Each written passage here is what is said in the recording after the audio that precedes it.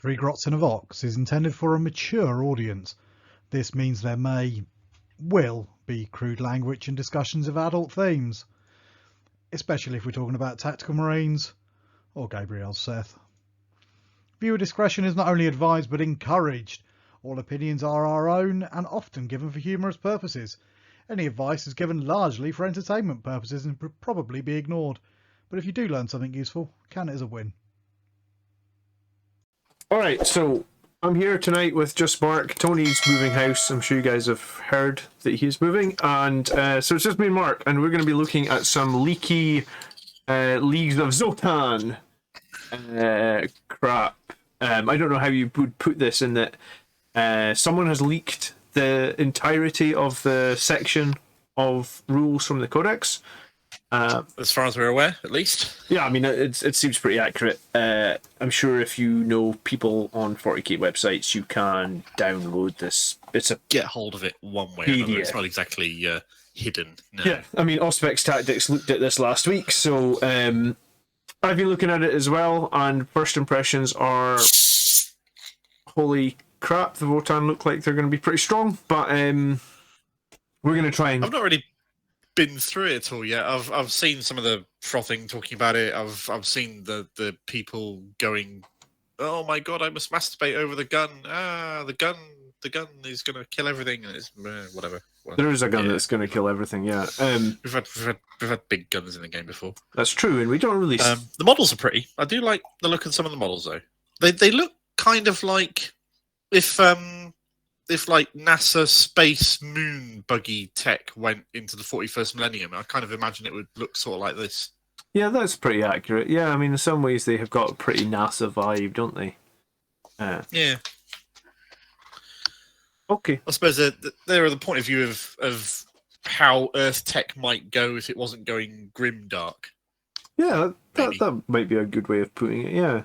But I mean, we've just seen the one sort of like white colour scheme so far.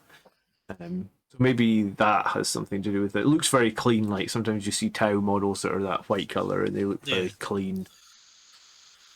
Tony's all over this shit. He's going to be ordering the big FOMO box when that comes along because he's Tony and he loves all this stuff, which is awesome. Tony's not here because he's not.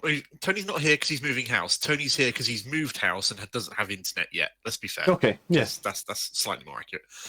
Tony's going to be all over this shit. He'll get the models, he'll buy them, he'll get commissioned to buy them, he'll paint them. It will be really, really cool. And he's probably going to be pretty gutted that he doesn't get to go over the Codex with us. But you know what? That's his loss. I was going to say, once we've butchered this review of the Codex, we can go over it with him and he can tell us what we got wrong. And if you guys have any questions or comments, you can always leave them down below. And I'm sure Tony will correctly answer some of those questions or comments. So, absolutely. I've got some slides that I've made after reading some of it. I didn't read all of it because I figured we'd read some of it here together. But we thought we might start with detachment abilities. Yeah, I put together that order of suggested in which we go through the stuff in here, largely because the order in which GW puts together their codexes or codices, depending on if you want to be accurate about the word, makes no sense to me. Because why would you want to go through all the complicated bullshit rules that enhance everything before reading what all the units are in the first place? So, that's exactly what I did in my slides. I have made slides for all the leagues of Votann, and then realised once I'd gone through all them that I was like, right, I know what the leagues do, but I don't really know what the base army does. Yeah, it hit me as I was going through Codex Chaos Space Marines the other week that I'm just reading all these Legion rules and I've got no context for them whatsoever. It's like when you're walking down a supermarket and you pick up some fruit and you're meant to squeeze it to test if it's ripe or not, but you don't know what ripe feels like. So you're just squeezing fruit. You've got no context for, is it ripe? Is it not? Are these overpowered? I've got no fucking clue. I don't know. Whatever. Yeah. Sorry, so, moving on. In a nutshell, then, a detachment, or the detachment abilities for the Leagues of Votann, and so these are fairly standard, aren't they? Just so we get the elephant out of the room, I find this very difficult to take seriously, because there was a horrendous movie called Dude, Where's My Car, where they had a guy called Zotan and they dressed up in, what was it? It was bubble wrap jumpsuits to go into space. I watched that film once and it bounced off me. And there was another couple of films called Road Trip and Euro Trip that I loved far much more than Dude, Where's My Car. But I just, every time I hear Votann, I just think of that Zotan thing and it's ridiculous. So if I call them... You can call them squats if you want. I mean, that'd be a better name at this point. But anyway, they have a Hero of the Oathband ability, which lets them include one Carl. And from my... So I assume he's like the captain or some shit. You can have a maximum of one Carl per detachment. He is a captain, but if you upgrade him to a high Carl, then you can have two very much similar, like Space Marines. And when we... Oh, a captain and chapter master. Yeah, when we start looking at those unit upgrades, they basically have the chapter master, they have the chief librarian with some extra stuff, and they have a tech marine with some extra stuff.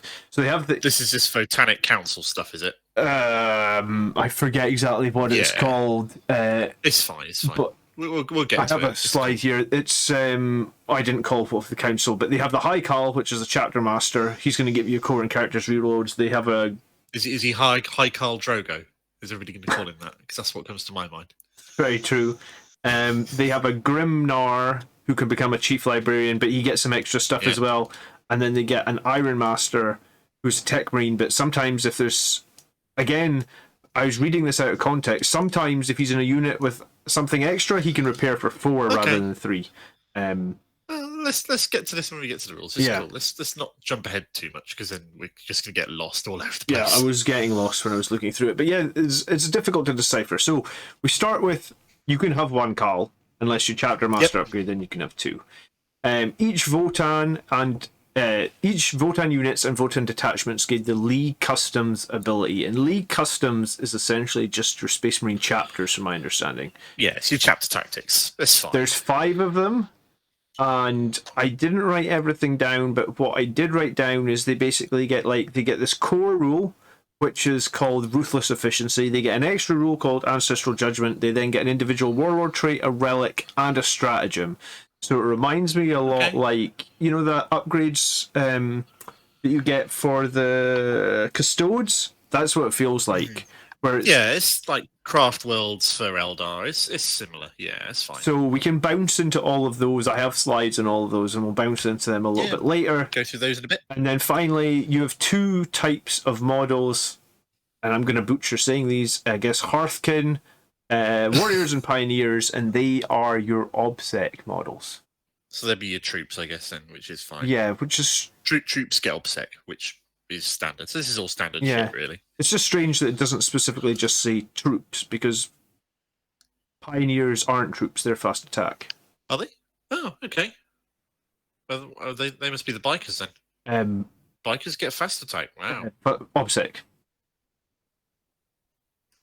Bikers get upset. Yeah. Maybe are they the bikers? I got no idea. We'll get to the Pioneers. I guess let's just remember the Pioneers get OBSEC. I didn't actually look at that because I did think that was confusing because I was like, why isn't it just troops? Maybe that's why. One thing I do think now though is because there's a brand new army, it does feel like when you look at this one and that's all their units. You know, the Pioneers are the bikers. They're those little weird hover bikers that look like they're meant to be polishing the floor that they float over. Okay. They're kind of limited. You know, like you've got 1 troop choice, you've got 2 elite choice, you've got 2 fast attack, you've got 2 heavy sports. So this range is going to be pretty bare bones to begin with. I mean, maybe that's why it's looking like it's going to be so strong, because every unit needs to be strong because it will be bare bones, right? When they did this for the Lumineth for Age of Sigmar a couple of years ago, they released a tiny bare bones thing for Lumineth. Then a year later, they released an expanded range for them, along with another book that you had to buy, of course. And then a year later, they're going to be doing another one and doing some more and stuff. So, as a bare bones to be getting started with the army, just to see if people want to buy squats these days, I can kind of get where they're coming from. Yeah, so that's pretty much all we need to know about detachment abilities. You can select a custom league, but I don't think we'll go into custom leagues because that's the same as building a successor chapter. If somebody wants to see a video on us building custom leagues and what we think is best, then they can leave us a comment and we can dive into the custom leagues. It's going to be enough to look at the 5 leagues that are there already, right? Maybe we can gloss over them quickly over like 30 seconds to a minute or so and just see if anything leaps out. But yeah, we'll cross that bridge when we get to it. Okay, so bearing in mind, if you're a new viewer to this video, you actually know nothing about Scots at this point. Yep, then you're in the same boat as me, pretty much. So we're going to look at some data sheets next. Yep, Datasheets is next on the list. So on the PDF, that's page 24. All right. Let's scroll down a lot of pages. Here we go. Yeah, so, because this PDF was put together in a really weird order, but that's fine. who are the destined?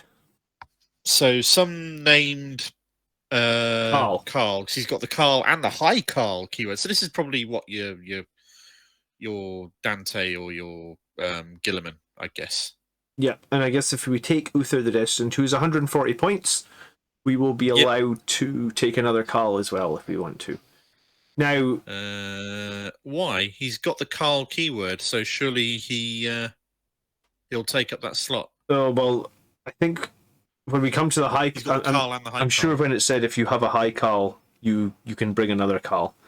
Okay, fair enough. Well, we'll see that when we get to it. That's fine. Hunter. So the first thing to look at here then, or I guess, like if you look at our stat line, we're looking at like a movement 5, toughness 5. So that seems to be pretty indicative, I think, of the squats. Of the average squat race, yeah. A little bit 6 slower, wounds, 3 up. Yeah. A little bit sturdier. 4 up Indvan. So 3 up, 4 up. Yeah, okay, fine. Models in that unit have so this Rampart Shield ability. When a friendly Great Arthurian League, so I assume he's linked to the league that is Great Arthurians, which is fair enough. So he gives him a 5 up Indvan within 6 inches. Nice. Okay, so he's actually linked to a specific league. That's good to know. Okay, I didn't realize that. He is wearing void armor. And we're going to have to cover a few of these things just now because we're probably going to have to cover hunter weapons as well because that's... Oh, yeah. That's... So they're somewhere in here, aren't they? Yeah, and I made a slide about page this. 18 on the PDF. If you want to go on that, or if you want to go on here. Oh, you've got a slide. Cool. Awesome. I was actually struggling a little bit to fully understand hunter weapons, to be totally honest with you. Okay, so a hunter weapon, many ranged weapon... Votann weapons of the type hunter. The number of attacks the model makes the hunter weapon is equal to the number written on the profile of the type. Yeah, fine. So it's like assault 1, hunter 1, assault 3, hunter 3. Yeah, fine, whatever. So that's it. Yeah. So my takeaway from that was it's a new type of weapon. So I assume that means it bypasses other rules such as heavy, assault, etc., which means no -1 to hit if you move and shoot it. But you wouldn't be able to shoot it in close combat because it's not pistol keyword, and you wouldn't be able to advance and shoot it because it's not assault. So I think a hunter weapon is basically a heavy weapon without -1 to hit. But I'm struggling to fully... Seems reasonable to me. If there's any more sort of implications to it that aren't readily apparent. Yeah. That's what I could glean from it. That's fair enough. So it sounds cool. And then the other thing that a lot of these models are going to have is this void armor. And I put that on my slide as well. It's basically armor of contempt on crack. So you cannot re-roll wounds or damage into units that have void armor, and then they get the armor of contempt 1 AP reduction. Okay. So I guess it just means we don't see... Not every squat unit will have that, but I imagine that's like your power armor, Terminator armor then, in case. That's fair enough. A few of them have that from what I saw. Okay, and then steady advance. That's another thing you're going to see in a lot of them, which is they always advance 3 inches and they ignore any movement modifiers to move, advance, or charge. So you can never slow them down. They can never get bogged down in terrain. They're just always moving their 5 inches, and advance is always 3 inches. You don't roll the d6 for the advance. It's not like d6 with a minimum of 3, it's always just a flat 3 advance. Oh, now you made me want to check it, but I'm sure that's what I read. Steadily advance. This unit ignores all to move, advance, or charge. Each time you unit advance, do not make an advance roll. Instead, move 3 unless they're accelerated, which I guess is going to be the bikes, and then they move 6. Yeah. So we're gonna see some units that have the accelerated keyword as well. Fair enough. All right. So essentially, you can advance him. You can move 5 and then charge, or you can move him and advance 8 inches and still fire your hunter gun. So that's not horrendously immobile. 8 inches and firing is not bad. 18-inch range, strength 5, no AP, 1 damage. Unmodified hit roll of 6 inflicts a mortal wound. Why would we be allowed to move and fire? I'm trying. Well, because Hunter says that you're shooting that stuff there. You're shooting that number of attacks, right? Yeah, I was wondering. I have to check the core rules now, but like, what the definition of assault? Yeah, like there's assault weaponry. See the keyword. Specifically say. Can be shot even if it specifically says you can be shot if advanced. So I feel like you couldn't shoot a hunter weapon. That was why I was confused a little bit about the hunter weapons. Yeah. What is the fluff on the entry for hunter weapons says coupled with natural steadiness and steadiness of the kin in their combat vehicles, the auto-calibration and gravitic nudge assist provided by hunter modules ensures a stable firing platform even when on the move. But I don't think you can advance and shoot them. Maybe they'll FAQ that or clear that up, but yeah, I think they're basically just heavy weapons that don't take the -1 to hit. Is standing. Okay. Yeah, that's fair enough then. Okay, so all right, so my misunderstanding. Yep, cool. All right. Yeah, so this character has a pretty nice sword, and again, something that's going to come up a lot, we should probably cover right now, is the judgment token mechanic, which is, and I made a little slide here. Units can get up to 3 judgment tokens on them. When they have 1 judgment token, you unmodified hit rolls of 6 automatically wound. If you have 2 judgment tokens, unmodified hit rolls of 5+. If that attack successfully hits the target, it's also automatically wound the target. And then 3 judgment tokens means on unmodified roll of 4+, the attack successfully hits the target and automatically wounds. So basically, auto wound on 6, auto wound on 5, auto wound on a 4 to hit. Yes, and this is how you get judgment tokens. There's 3 levels. You get a judgment token if your unit destroys an enemy Votann unit, it gets a judgment token. Yep. If your unit performs an action or a psychic action, it gets a judgment token. And then the Votann player can select one at the end of the opponent's turn that's within range of an objective and give it a judgment token. So basically what they're... And they can only get judgment tokens if they've got the ability Eye of the Ancestors. Yeah, okay, cool. I'm lost on that part. So you've got on your sheet judgment tokens, and above that it says Eye of the Ancestors, yes. Right? So he's got the Eye of the Ancestors ability, therefore he can use judgment tokens. Right, so if you don't have Eye of the Ancestors, you can't take benefit from the judgment tokens. All right, exactly. I'm with you. Oh, you can't get them. Yeah. Fine. Well, the judgment tokens goes on the enemy models. They're never on your models. Oh, okay. So it's like if the enemy destroys a Votann unit, they get +1. If the enemy performs an action, they get +1. And then once per turn, you give 1 to an enemy unit that's within it. And each time a Votann model from your army makes an attack against a unit that has 1 or more judgment tokens, apply the applicable bonus. Yes. How long do they keep judgment tokens? Forever, as far as I'm aware. They just build them up over the battle. So as the battle goes on, your units essentially get more stacked with judgment tokens. This is going to be a lot of... If a unit with any judgment tokens is removed from the battlefield, make a note of how many it had, and then it gets them back in again when it gets set up again. Okay, fine. If it splits up into smaller units for some reason, each of those units gets the same number of judgment tokens that it had to begin with, which is fine. Yep. If they combine... for whatever reason, then whichever had the most judgment tokens, the new unit gets that many, which is fine. Note, if an attack automatically wounds a target, blah, blah, blah. That attack is considered to have been made with an unmodified wound roll of 6. Ooh. Yeah, it's pretty nice. That is more tasty than I thought it was. Yeah, so they... Okay. As the game goes on, it's going to get easier and easier for the squats to wound you, basically. Yeah, because they're going to get more and more pissed off with you. How dare you stand and fight against us, you bastards. Yeah, we will judge you and hit you harder next time. Grr, damn it. Alright, so we go back to Uthar the Destined. I think we've covered everything that we need to know. He's got What else he do? He's got 5 attacks. His sword does an unmodified hit roll of 6, inflicts mortal wounds.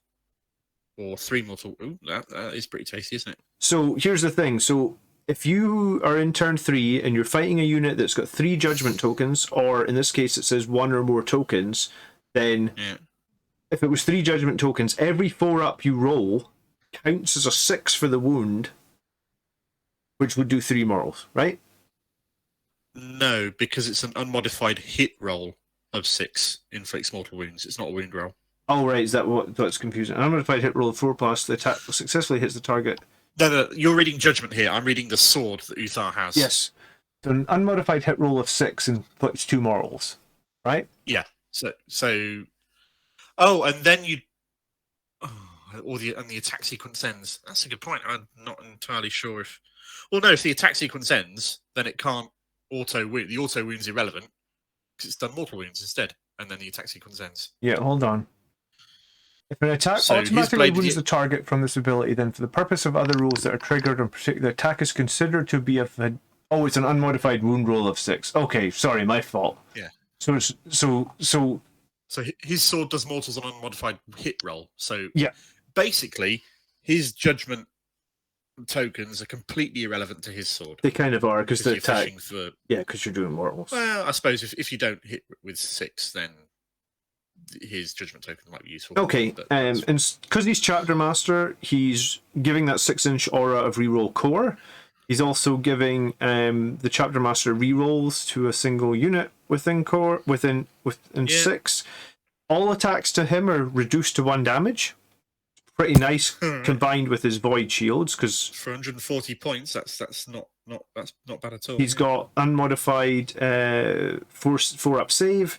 Grim efficiency. In any of your command phases, if every unit for your army is the same league, you can select one enemy model that is visible to this model, and the enemy can gain a judgment token. So I guess.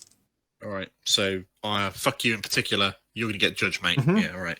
But that'll only work for the Great Arthurian League because he is a member of that league. So obviously that would only work for Great Arthurian League armies, which is fine. And then I quite like once per battle, when you make a hit roll, wound roll, or damage roll, or saving throw for this model, or a Great Arthurian League model within 6, you can change the result to a 6. And nice. For any so basically, I guess once per battle round, you could make one of his attacks just instantly be a 6. Do 2 or 3 mortal wounds. Yeah. Probably do 3 because you would have probably chosen that target to be judged in your command phase. Yeah, which makes sense. Cool. Okay. So he's going to be. You've got to work out a way to deliver him in there because walking 5 inches and advancing 8 is not great. But once he gets in the thick of things, he's going to hit pretty hard. Yeah, he's a monster. Only taking 1 wound at each failed save is pretty nice. 1 damage each per hit. Yeah. And that's so. It'll fall down to volume of low-powered attacks, like Death Company with chainswords. Enough attacks will just rip through it, but so we'll have to see what his. You've got to be careful with what you pit him against. Warlord traits are later, but some of the Warlord traits and relics are so tasty as well. Wait till we get to them. All right, let's check out the Grim. Who's that? Grimnir. Grimnir. So Grimnir. This is a psyker who's basically flanked by 2 corvs, 2 robots. Or droney things or whatever. It doesn't actually say. It just says each corv is equipped with a bolter. But where does it tell you how many corvs you get? You see where it model says number 2, number 1 and number yes. 2 in the stat line. So you get 1 Grimnir model and 2 Corv models. Perfect. Okay. So he's the same steady advance, same void armor. He also has a 4-up invulnerable save, which is good for a psyker, I guess. Yeah, 4-up normal. Most psychers don't have invulns, it's true, yeah. He can add 1 to combat attrition tests for league units within 6, so this would be different from the last guy if you're doing a custom league or one of the other 5. I think there's 5 leagues, and I think we'll dive into all of them. And also, big whoop, nobody gives a fuck about combat attrition tests, really, so... If you I can't see that making a big deal. If you fail a psychic test with the pearls, you can basically sacrifice 1 of your Corv support models and ignore the pearls. Fair enough. I'll do that. And obviously, if it's ignored for purposes of morale tests, which makes sense, that's fine. So he has no weapons himself, but he has he has a staff. He has no shooting. He's got no guns. He's T4. And the staff is damage 3. I assume that must be the flat profile they're keeping for force weapon, which is a shame, but fair enough. And He's going to get 2 psychic powers and deny 1. And for 80 points, this is not bad. Do you want to have a look at the psychic powers now, or should we save that and look at them in sequence? We could probably save that, get through some more of the sheets first. Yeah. 80 points for a cast 2, deny 1 that is basically immune to 2 perils rolls. That's not bad. Yeah, he's not super survivable in that he's just got a regular 4-up save, but he is on... He's more survivable than a Marine Librarian. Similar, right? Same toughness, same wounds. Doesn't have an invulnerable save, I guess. It's the invuln that does it. Yeah, fair enough. Okay, so that's the Grimnar, and then next up... Yep. Please tell me how you say this guy's name, because I have no idea. Einher. Einher champion. Or Einher, one of the two, yeah. Okay, so he's... I guess he's a bit like a chapter champion, right? He's not a Carl. Yeah, I'd imagine so. That makes sense. So he's got a combi bolter. He's got a 100 points. mass hammer, which is like a crazy thunder hammer. Times 2 minus D3 plus 3. Oh yeah, -1 to hit. Hitting on 2s though. So okay. It's a pretty nice thunder hammer, isn't it? Yeah, I'll take that. One more AP than the Marines, and you're hitting at strength 10 because he's strength 5. So he is teleport. So I guess he's wearing that void armor because he looks like he's wearing that big ass bulky void armor. He's got the keyword. So void armor must be what gives a squat +1 strength and +1 toughness. Elevates them from strength 4 toughness 4 to strength 5 toughness 5. Nice. That makes sense to me. So this guy can start in the teleportarium, same as Terminators. You wanted him to? Yeah. So that will get past some of the issues with his mobility. He's got a crest that gives him extra wounds and 4 Pinvan. Nice, and he's got a 2-up normal save, ignoring AP1, and obviously you can't reroll the wounds in that because it's the void armor. Mass driver accelerators. Each time this model ends a charge move, select an enemy unit that is within range, roll 1d6 of the result is an unmodified 6 or equals or beats the highest toughness. The enemy takes D3 mortal wounds. Nice. You pay CP for that Marine army.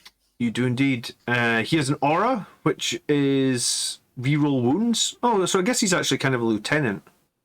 Yeah, in that regard. I mean, a bloody butch-ass lieutenant, but still. He's -1 damage because of his exo armor.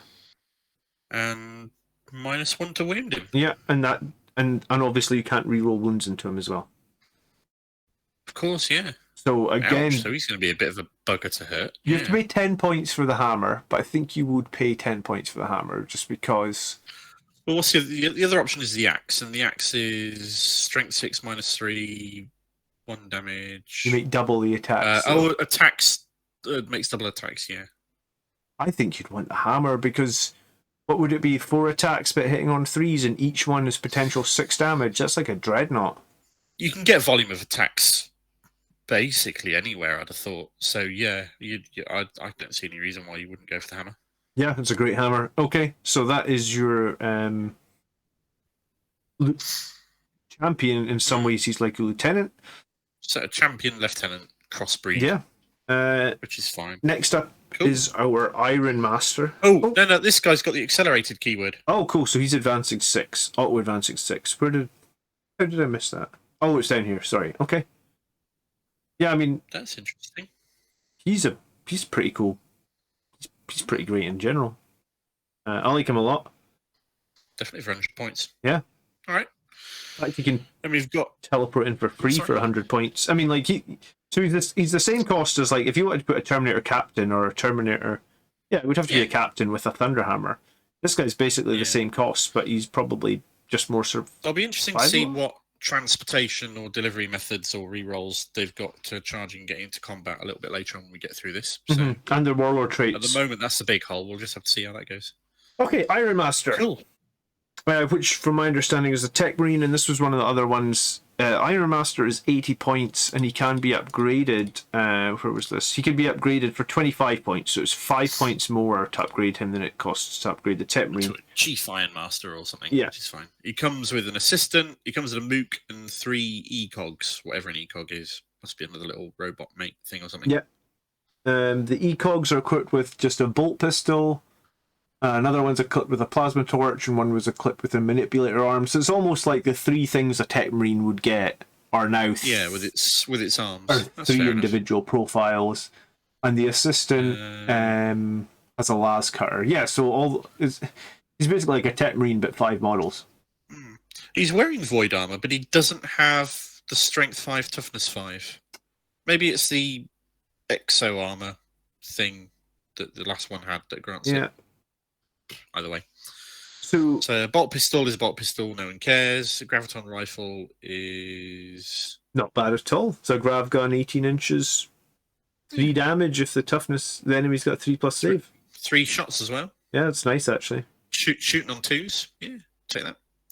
And a bunch of other things that his little moot babies do, which is fine.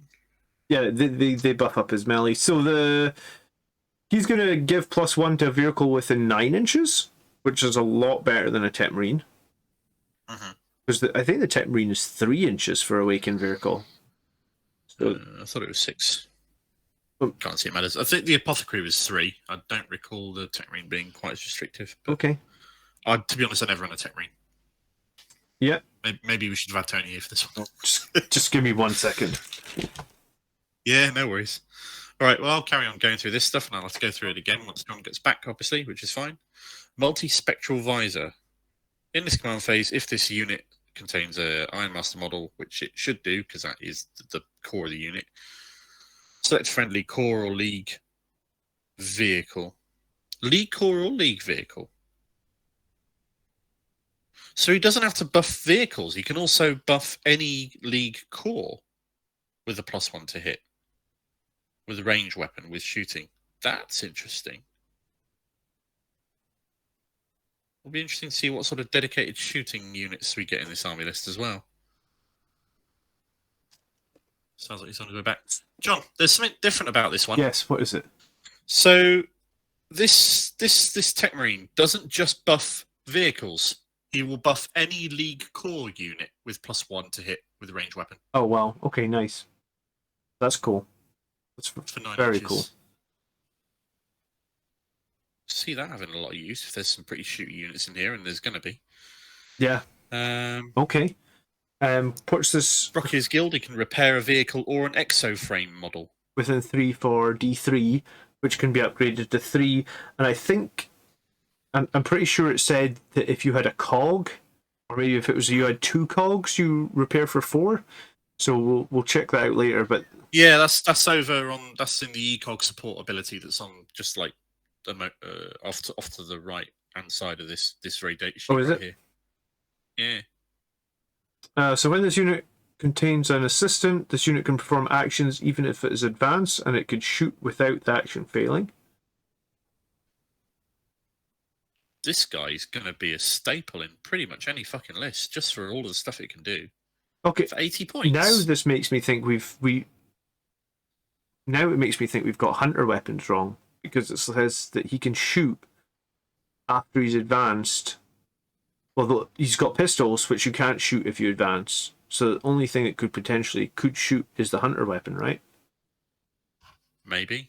We'll need some clarity on those hunter We're weapons. just going off the information we've got. Yeah. We'll figure more out when we get to it. The ECOG support says each time it uses its Brockier's Guild ability, which is a healing, if it contains 1 or more ECOG models, you get an additional loss wound. So D3 +1, which is nice. Fun. Yeah. It's a buffing shooting for any unit, any core or vehicle unit. It's nice, isn't it? Really nice. Repairing and some not bad shooting of his own. I mean, on some of these... And he can do actions. Yeah. I was going to say, even on some of these maps where there's like a lot of dense cover, you could buff a unit that can hit on 2s just to counter shooting through dense cover or something like that, you know? 80 points for this guy. I can see him, being pretty solid in most lists. Survivable? I mean, I guess because there's 9 wounds across the model. So kind of... He's a character. Was a squad of characters, right? So you'd have to... You just shoot at the model and then I'll just pick off my ECOGs first. Yeah. Which makes sense. So yeah, 9 wounds essentially for 80 points. I mean, it's only a 4-up save, but... Yeah, no invuln. And toughness 4. Some dedicated fire will blow the crap out of this unit pretty quickly. Mm-hmm. Yeah, I still think it's a good unit. Okay. Let's move on to the Carl then, which is not the named character Carl. So this would just be your captain. Which is fine. Most of those bands are led by a Carl. Yeah, captain, whatever. So 80 points, movement 5, weapon skill 2, ballistic skill 2, strength 4, toughness 4. He doesn't have the exo frame thing, so that's almost certainly where that's coming from then after that regard. So he's got a combi bolter, a plasma axe, and a rampart crest, and he can probably swap them out for other things. 10 points, 70 points base. You can swap out to get the mass gauntlet, which is basically a slightly better thunder hammer for 10 points, or the it is, isn't it? Nice. rampart crest for 10 points. It's not always slightly better. It's only +3 strength rather than doubling strength. Oh, so, right, yeah. But still. And the rampart crest gives that 5 up invulnerable save against range. The previous named character had, so that's a standard buff thing that they can do, which is fine. Yeah, this guy can also be set up in the teleportarium, and then he can take a Volkite disintegrator over his combi bolter, which can obviously do some mortal wounds. 1 less shot, though. But a little bit less range and less shots. So, depends what I'm planning for him in the battle list, whether I do that or not. And if you do take the Rampart crest, you have to give up your teleport crest. Fair enough. So yeah, that's a choice to make. That's a fine choice. Yeah. So we got captain rerolls for reroll 1s for core within 6 inches, which is fine. 4 up Invan, which is fine. And he can give judgment tokens to enemies. Yeah. So that's probably why there's a limit on 1 Carl, because you don't just want them dumping judgment tokens. Just spamming, yeah, which makes sense. But you can upgrade ones, so I think it probably would be worth running a Carl. Yeah, or take multiple detachments as well. Just, true. Just have 2 or 3 Carls or big Carls standing around giving out. You can have a judgment token, and you can have a judgment token, and you can have a judgment token. Yeah. Or we'll just stack them all on that one fucking unit over there and fuck that unit in particular. You could do that, to be fair. You could put 3 on a unit and then very quickly you're auto-wounding on 4 pluses to hit. If you've got Chapter Master rerolls on there, that's very... And +1 to hit from the Tech Marine a moment ago. Just giving you +1 to hit and you shooting as well. Yeah. You could shoot a unit to death very, very quickly with this. Focus firing down. Okay, that's interesting. Okay, let's look at Hearthkin Warriors, and I guess this was the first ones that they really teased. And this is the only troops in the Codex at the moment. Yeah, correct. And they are... you can have 10 to 20 of them in the squad, okay. 11 points per model before we start adding weapons. Alright, so 110 for... No, that's not right. 220 for a base unit of 10. No, why am I doing that? I'm being stupid. 10 would be 110. 20 would be 220. 20 would be 220. Yeah. Cool. Okay, so they're... Toughness 4, 1 wound, 4 up. Okay. So they're basically Marines, just a bit slower. And 1 less wound on the regular guys. Yeah. Slightly worse armor save as well. A bolter, a bolt pistol, and grenades, which is fairly straightforward loadout. They are wearing that void armor, and they also do have a 4-up invulnerable save. No, the Thane does. The Sergeant. Oh, just the Sergeant has it. Okay, sorry, my bad. Yeah. They've got a concussion keyword, which I imagine could be used in some stratagem or something, which we'll get to. Their core. Right, so what options can we do? All of the models can have an ion blaster instead of a bolter. What does an ion blaster do? 18 inches, strength 5, -2 damage. Not bad. Just 1 shot, though. I'd do that. What's the cost of an iron blaster? 1 point per model. Wow, that's pretty cheap. Yeah. I mean, you lose 6 inches of range, but I don't think that makes that much of a difference on the battlefield these days. 18 inches for a little bit more firepower. Yeah, I'll take that. For 1 point a model, I'd probably take. Oh, less shots. They do 1 shot rather than 2 shots. All right. Okay. Okay. What other nice options can we have? 2 different options. So 2 models can have special weapons, basically. A high las auto rifle, a missile launcher, a plasma beamer, or a magna rail rifle. which has the Magna Rail special rule, which we didn't really pay much attention to earlier. What does the Magna Rail special rule do? Invulnerable saves cannot be taken. On a wound roll of 6, damage overflows. So if it was like D3 plus 3 and you had 6 damage and the first guy's killed on 2, if you rolled a 6, then the 2 would flow into the next model and kill him, and then the next model, and so on and so forth. Okay, cool. But basically the main thing about the Magna Rail is invulnerable saves cannot be taken. And it's -4, which is pretty nice, isn't it? It's 24 inches, strength 9, 1 shot, -4, D3 plus 3. I'm not sure I'd put 1 or 2 of those onto a squad. I'd rather have a unit dedicated to that sort of firepower rather than just have a couple of models out of 10 wielding that sort of thing. That's probably... Or 4 models out of 20 wielding that sort of thing. Maybe, maybe not. It gives the squad a little bit of flexibility. What about melee? What's the options in melee here? Doesn't appear to be any solid melee options. The Thane... The Thane can have a concussion gauntlet, or a plasma axe, or a plasma sword. Okay, so the Thane can take a melee weapon. So this is very much a shooting squad then. Yeah, this is very similar to a tactical Space Marine squad. You'll have 10 or 20, some of which will have special weapons, and the sergeant can have a melee weapon. Yeah, and we which is fine. Some interesting things where we can take a medic pack, which once per turn, the first failed saving throw does 0 damage. Yep. We can take a comms array, where we can get chapter master rerolls if we're within 24 inches of a Carl. No. Captain rerolls, not chapter master. Captain rerolls, yeah. Which is quite cool as well. So, yeah, absolutely. Especially with the stacking of the judgment tokens, every reroll hit is potentially a much easier wound. And then the scanner keyword, opponents don't get the benefit of light cover, which is nice. So yeah, you can tool up a unit to be pretty shooty with this stuff. Up to 3 different warriors that are equipped with either bolters or iron blasters can take 1 different option from the following list. And that doesn't. There's no restriction on it. So you could have, even in a squad of 10, you could have all 3 upgrades. Right, and what were the costs on the upgrades? Let's have a look. Don't know. The Medipack's 5 points, seems pretty cheap.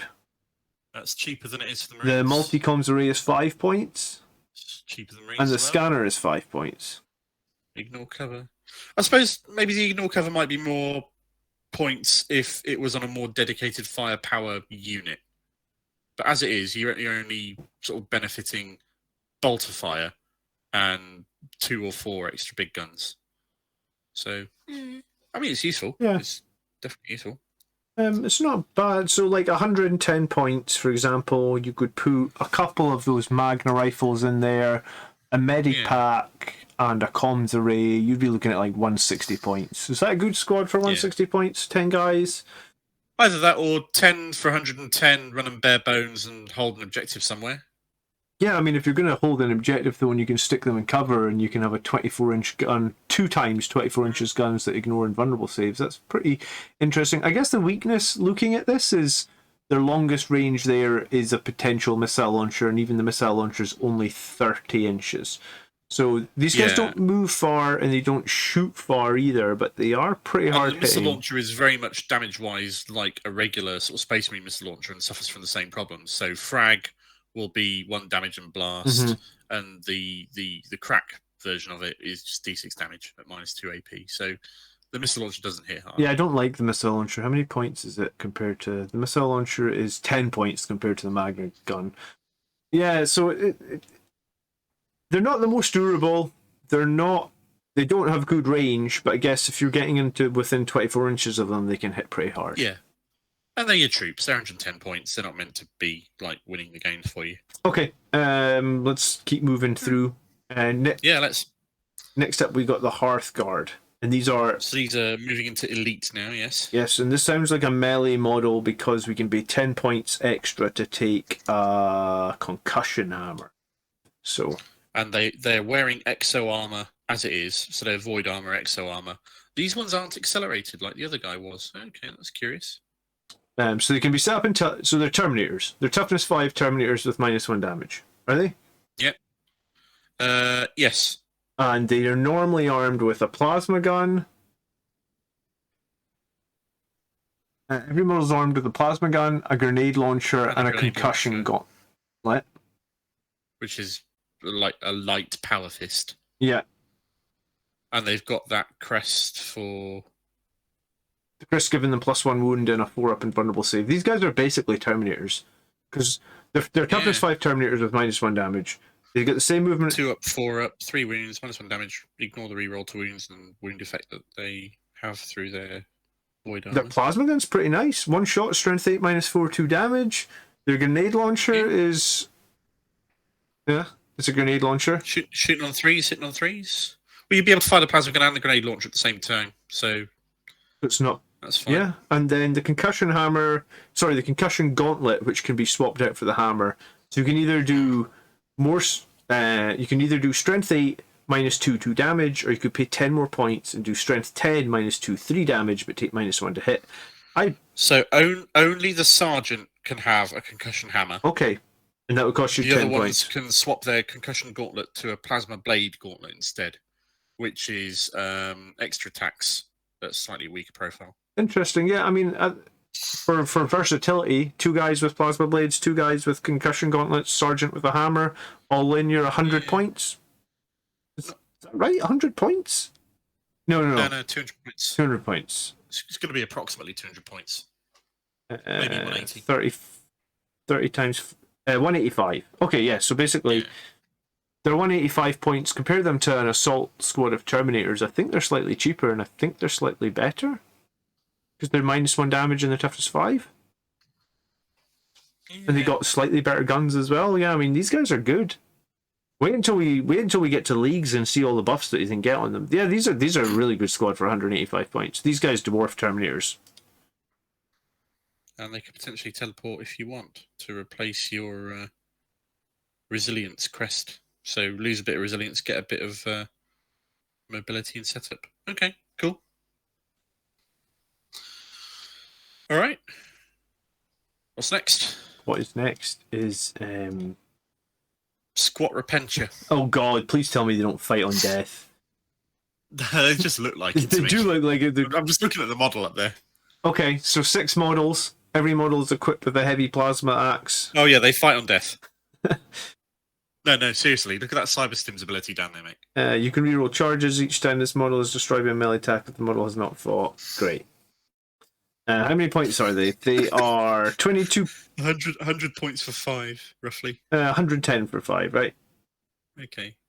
And what's their plasma axe? It's They've got a heavy plasma axe, so they can make... So this is a dual profile that can do multiple attacks or less big hitter attacks.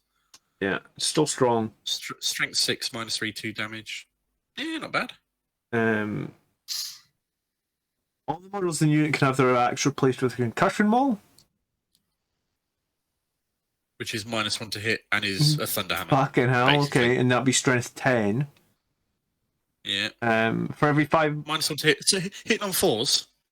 Yeah, but flat 3 damage is pretty nice at -3.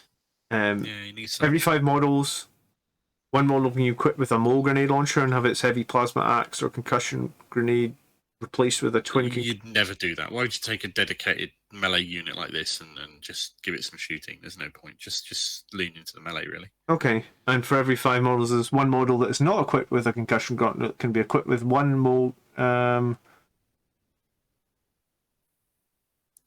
it gets the subterranean explosives keyword.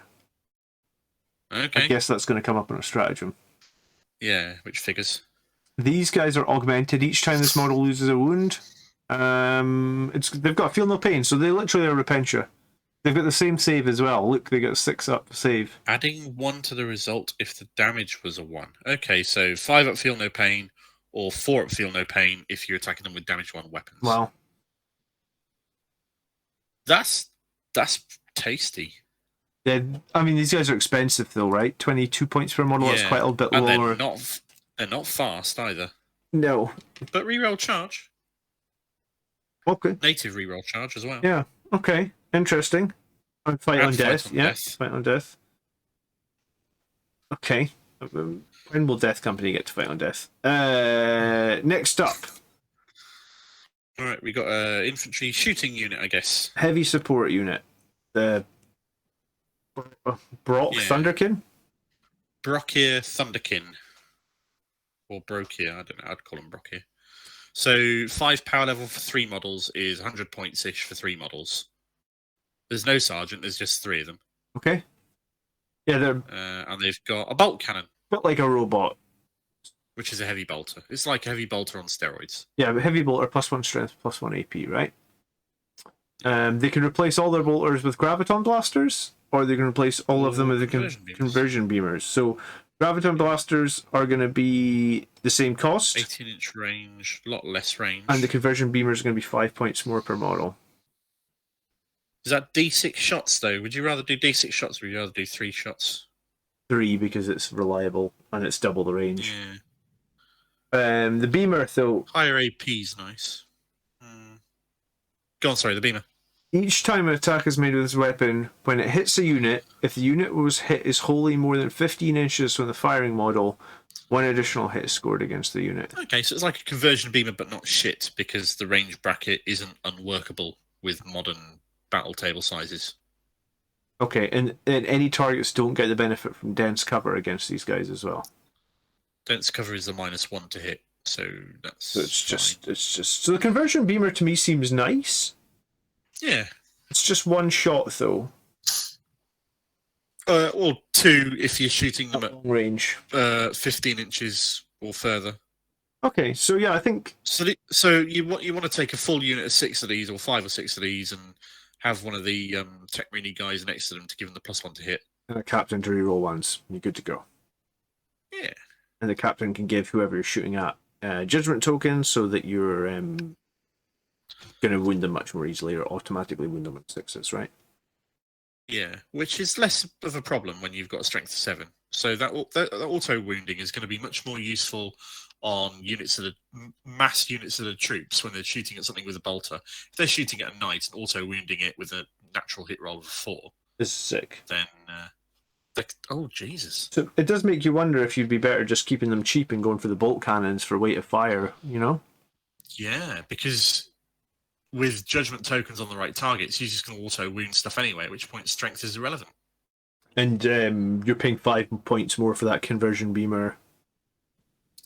And yeah, it can do 6 damage, but you're paying 5 points more for you can do 6 damage with other weapons. Yeah. Okay, so you probably want these guys with bolt cannons and keep them cheap. Yeah, there's definitely a case to give them bolt cannons. Okay, next up is the Sagittar. Sagittar. This is the big transporty thing. Or is it the big transporty thing? No, it's not the big transporty thing. It's the slightly smaller moon rover transporty thing. Yeah.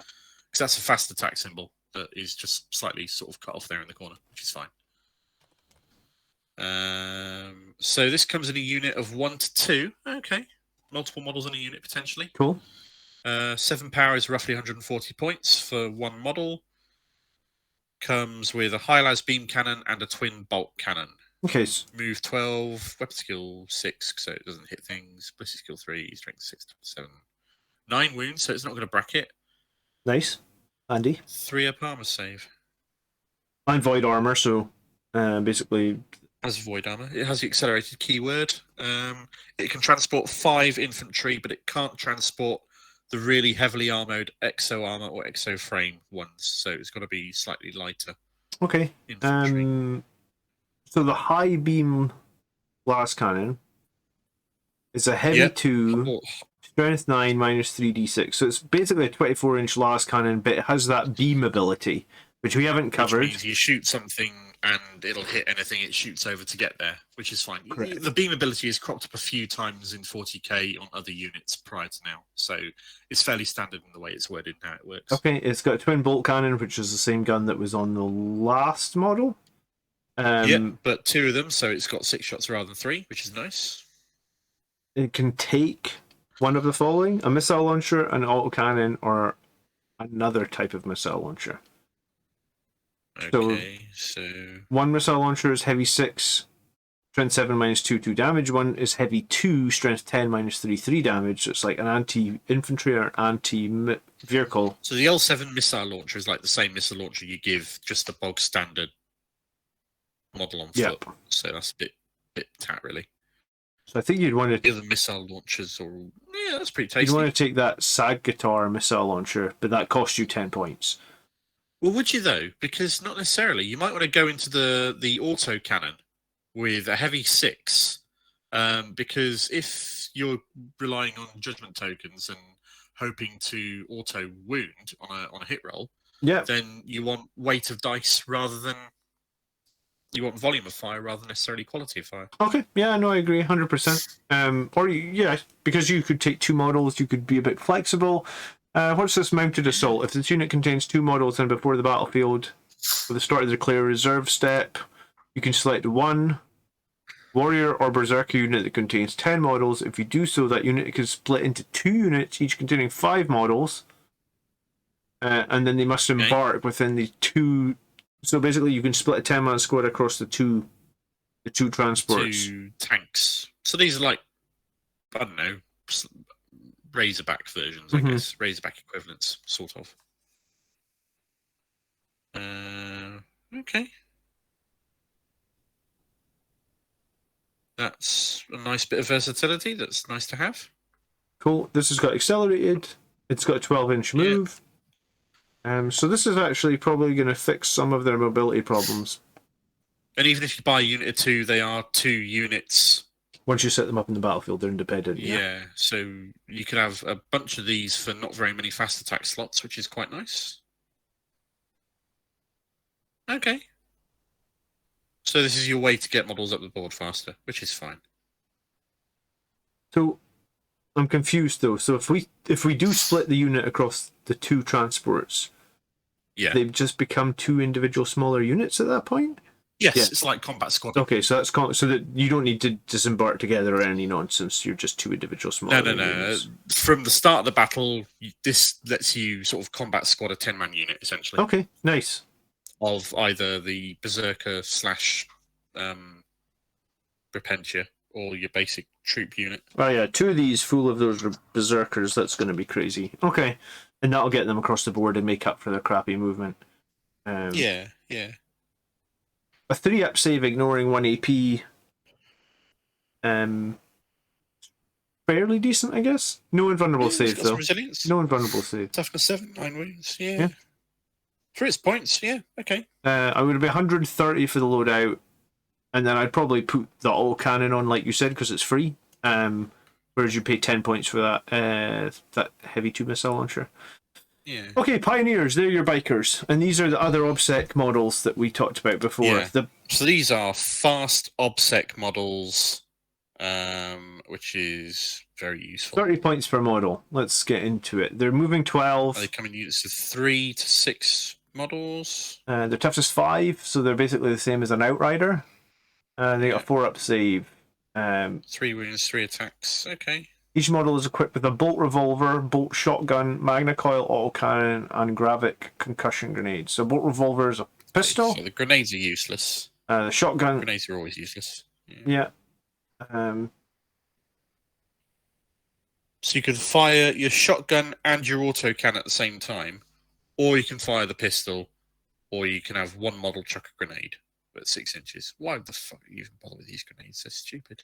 Okay, they get... I have no idea why GW made it so that only 1 model in the entire unit can just throw a grenade. Why can't they all throw a grenade?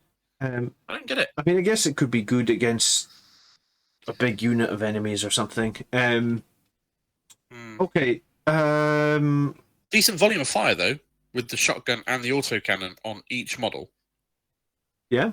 Again, it's going to come down to those judgment tokens, isn't it? Where you're... Three shots at 24 or 5 shots at 12 inch, essentially. Yeah. For every 3 models, you can be equipped with one of the following: 1 Las rotary cannon, which is heavy 9. It's pretty nice. 1 ion beamer. If a model is equipped with any of these weapons, add 1 to its attack and wound characteristics. Okay. I'd probably go with the rotary cannon just because fire again. For days, absolutely. if you're leaning into the gimmick of volume of fire and auto wounding, then lean into it all the way, right? Yeah, and we can also, up to 3 different models that are not equipped with the rotary cannon or the beamer, can take one of the following. You can take a searchlight, you can take a comms array, and you can take a scanner. And they are... So the comms array and the scanner are the same as we've seen before. And the comms array is 5 points, and the scanner is 5 points. The searchlight is 5 points. What does the searchlight do? Lets you ignore dense cover. Okay. So you can potentially ignore light cover and dense cover. And at the start of the battle, first battle round, before the game begins, this unit can make a normal move of up to 12 inches. This unit must end more than 9 inches away from enemies, etc., etc. So they have a pre-game move of 12. So these guys... And their OBSEC pre-game move as well. Ooh. So how do you feel about these guys being 30 points per model against a Space Marine Outrider being 45? Oh, Outriders were always a joke before this. But this is silly. No melee on these guys, mind. You know, they just melee you with their fists, I guess. Yeah. Take as many units of these as you can. Yeah, I really like... What's your other fast attack option? The tanks, the Sagittars. Yeah, that was it. Well, you're going to be... Yeah, max out your fast attack slots with these babies. Absolutely. Maybe a single unit of Sagittars counts as 2 Sagittars and splits into the 2 tanks, and then take the rest of them as these guys. Yeah, that sounds good, doesn't it? Like a 5-man squad of these guys for 150 points? 15 points more than 3 Outriders? That sounds way Well, you better. either go 3 or you go 6, I think, because you either go 3 so you can have one of those rotary cannons, or you go 6 you can have 2. Okay. There's not really a lot of reason to do 4 or 5, I wouldn't have thought. I just thought 5 seemed like a nice round number at 150 points, but yeah, I guess that makes sense. The only reason we tend to stick to 5 as Marine players is for transhuman purposes. That's literally the only reason we stick to it. Okay. Let's move on then to the giant land fortress. The Teenage Mutant Ninja Turtles battle wagon. Yes. Maybe we'll use that in the thumbnail for this video. Absolutely, yeah. We like that. That's good. Okay, so 13 power is 260-ish points. 230 for is what this is costing it. So that'll be with the loadouts average then, yeah. Which is fine. Degrades, toughness 8, 2 up armor. So it's a Land Raider. Toughness 8, 16 wounds, 2 up armor. It's got a native transport capacity of 12, and it can transport the Exo Armor / Terminators, which take up 2 models, and it can do the others, which are 3 models. So those Exo frames are basically, I assume, Centurion analogs, which is fine. Okay, it's got... Yeah, it's a Land Raider. Cyclone Ion Cannon. Cyclic Ion Cannon, heavy D3, 3D3, 8, -2, 2. Blast. And blast, yeah. Okay. It's got the auto cannon that we've seen before a couple of times, that heavy 6, strength 7, -2, 2 damage. It's got the scanner, so that's ignoring light cover. And then it's got 4 of those bolt cannons as well. So it doesn't... So that's 12 shots of bolter stuff. Is it? Yeah. Oh, no, they're Hunter 2, not Hunter 3. That might be a typo. I think they were Hunter... They were Hunter 3. Maybe that was a different gun. 3? Well, they call bolt cannons over here. So the Thunderkin have them as Hunter 3, and the Land Fortress has them at Hunter 2. Might be a typo. Maybe. The interesting thing, I guess, is like if you say that the Cyclone average is about 6 shots, the bolt cannon is going to average, well, there's 4 of them, so 8 shots. The auto cannon is going to get 6. You're basically looking at 20 shots. They're all going to be -2. They're all 2 damage. So it really comes back down to, have you used your judgment tokens right? Because if you're using them right and you're making stuff auto wound and stuff on 4-ups, then that's a lot of saves. Alternatively, the cyclic ion cannon, which is the big main gun on top, you can instead have another one of those conversion beamer things that gets more hits if you shoot from further away. What's that called? Sorry. And the SP heavy conversion beamer. Okay, SP heavy conversion beamer. Cool. And I would never do that, frankly, given that you've got the cyclic ion cannon that we've already mentioned with the volume of fire, which is fine. And the other alternative is the gun of doom that is making Tau players cream themselves. The heavy Magna rail cannon. Which costs 10 points? No, it's free. It's free. It's free. Okay. Brilliant. And that is 36-inch range, heavy 1, strength 14, -4, 2d3 plus 6 damage, Magna Rail, so it ignores invulnerable saves, and on 6s wounds will damage spill over. And tasty gun. In the Magna Rail, just so I'm correct like this. Yeah. Wounds of 6, damage overflows. Yeah. So if you've got 3 judgment tokens on a unit that thing shoots, you've got 1 judgment token, and you hit on a 6, then it auto wounds on a 6. Yeah. And if you've got 3 judgment tokens and you hit on a 4, then that counts as an auto wound on a 6.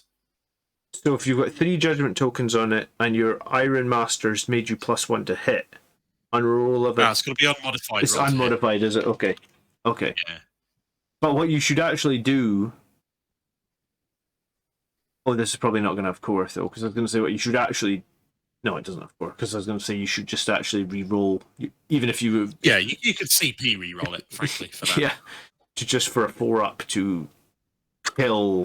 To have damage splash over and 2d3 plus 6 damage with the damage splashing over from model to model to model. You wipe units of that quite happily. Yeah, you wipe a whole unit of Sangard with that. You wipe you probably realistically wipe a 200-point unit with that. It's a 50-50 chance, and if you CP re-roll, it's a 75% chance. That's crazy. Yeah, I don't see any reason why you wouldn't take the Magna Rail Cannon every time you took this model. Yeah, I think you would take the Magna Rail Cannon, and you'd almost want to just CP re-roll that every time. Yeah, and either leave the bolt cannons as they are, assuming they get changed to Hunter 3 rather than Hunter 2, and that might well be a typo, as you say. Otherwise, you'd swap them for Ion Beamers, because why wouldn't you? Yeah, okay. I think we're almost at the end of the data sheets. We are. Was that all of them? Yeah, that's all the data sheets. Okay, cool. All right, so It's a very small launch for a new old army, I suppose. Yeah, like I said, 2 elites, 2 heavy support, 2 fast attack, the 1 troop, and then the characters. Okay. 3 or 4 HQs, yeah. So, okay. Next up, you wanted to look at stratagems. Yeah. Let's do it. All right. So the first one is accelerated response. Yeah. And a Votann accelerated unit from your army is selected to advance until the end of the phase on 12. It can go plus 12. Cool. Could be useful in one of those individual guys. Yeah. The right situation, the right time. Yeah, 1 CP. All right. Next up. Are those bikes Votann accelerated? I would assume so. I'd assume so as well. Pioneers. Yeah, they got the accelerated keyword. So with their 12-inch pre-game move, you can be moving them 36 inches on turn 1. And they've got the fly keyword, so they're nippy little fuckers, aren't they? You almost might just take 3 of them to just throw them onto your opponent's backfield objective turn 1 and just be like, here's 3 opposite bikes on your backfield. Behind enemy lines, woohoo! That's just 90 points. That's crazy, man. Imagine throw a unit. Yeah, that's fucking crazy. Okay. Wow. You max out the number of squads you can have, obviously, because you only have 3 of the same data sheet in the army at 2,000 points, but still. Yeah. Okay. Ancestral Sentences next. Use it in your shooting phase when a Votann unit from your army is selected to shoot, or in the fight phase when it's selected to fight, until the end of the phase. Each time this model and that unit makes attack against a target that has 1 or more judgment tokens, you can reroll the hit. So, well, what? Oh, model in the unit. Okay, so okay, that's fine. So every model in the unit can re-roll the hit roll. Yep. So that would be best used on a squad of 10, 20 of the troops, all just shooting their Daka bolters at something. Could also be used in one of those fortresses that we just looked at. There's nothing to say core. No, indeed. You're absolutely right. Yeah, okay. And re-roll the hit roll, fishing for 4s, 5s, or 6s, depending on how many judgment tokens it's got. Nice. Okay. Core Buster Fire Pattern. Use the strategy when your shooting phase after an enemy unit is hit by an attack made by a beam weapon. Fired by a Votann model in your army until the end of the phase. Each time the enemy is hit by another attack made by a beam weapon fired by a Votann from your army, roll a d6. On a 4+, that enemy suffers 1 mortal wound in addition to normal damage. A unit can only suffer a maximum of 6 mortal wounds per phase due to the stratagem. Okay. So it's like a focus fire stratagem where all your beam weapons hit the same target, and every time you do hit... Which, if you were going to be taking beam weapons, would be pretty good. Yeah. Reminds me because you need multiple beam weapons to have this be made best use out of. Reminds me of that one when you used to have multiple predator tanks or something for Marines. Yeah. Okay. There's a combined Eldar one. The Vibro cannons do a similar sort of amplification sort of thing. Oh yeah. Cyberstim Infusion. Use the stratagem in the fight phase when berserkers from your fight until the end of the phase. They reroll to hit. 1 CP, reroll to hit on fucking... On the berserkers. Okay. Nice. Really? That's a no-brainer. Yeah. Hunter's Mark. Use a stratagem in your shooting phase before making a hit roll for an attack made by a Votann model for your army. If the target has 1 or more judgment tokens, do not make a hit roll. It automatically hits the target.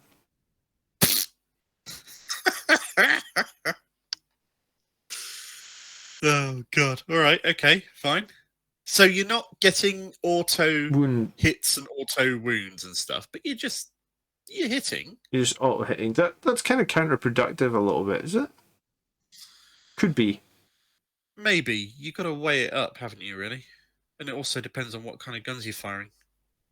If you're firing single shot powerful weapons, then I'd probably rather guarantee they hit. That's true. Yeah.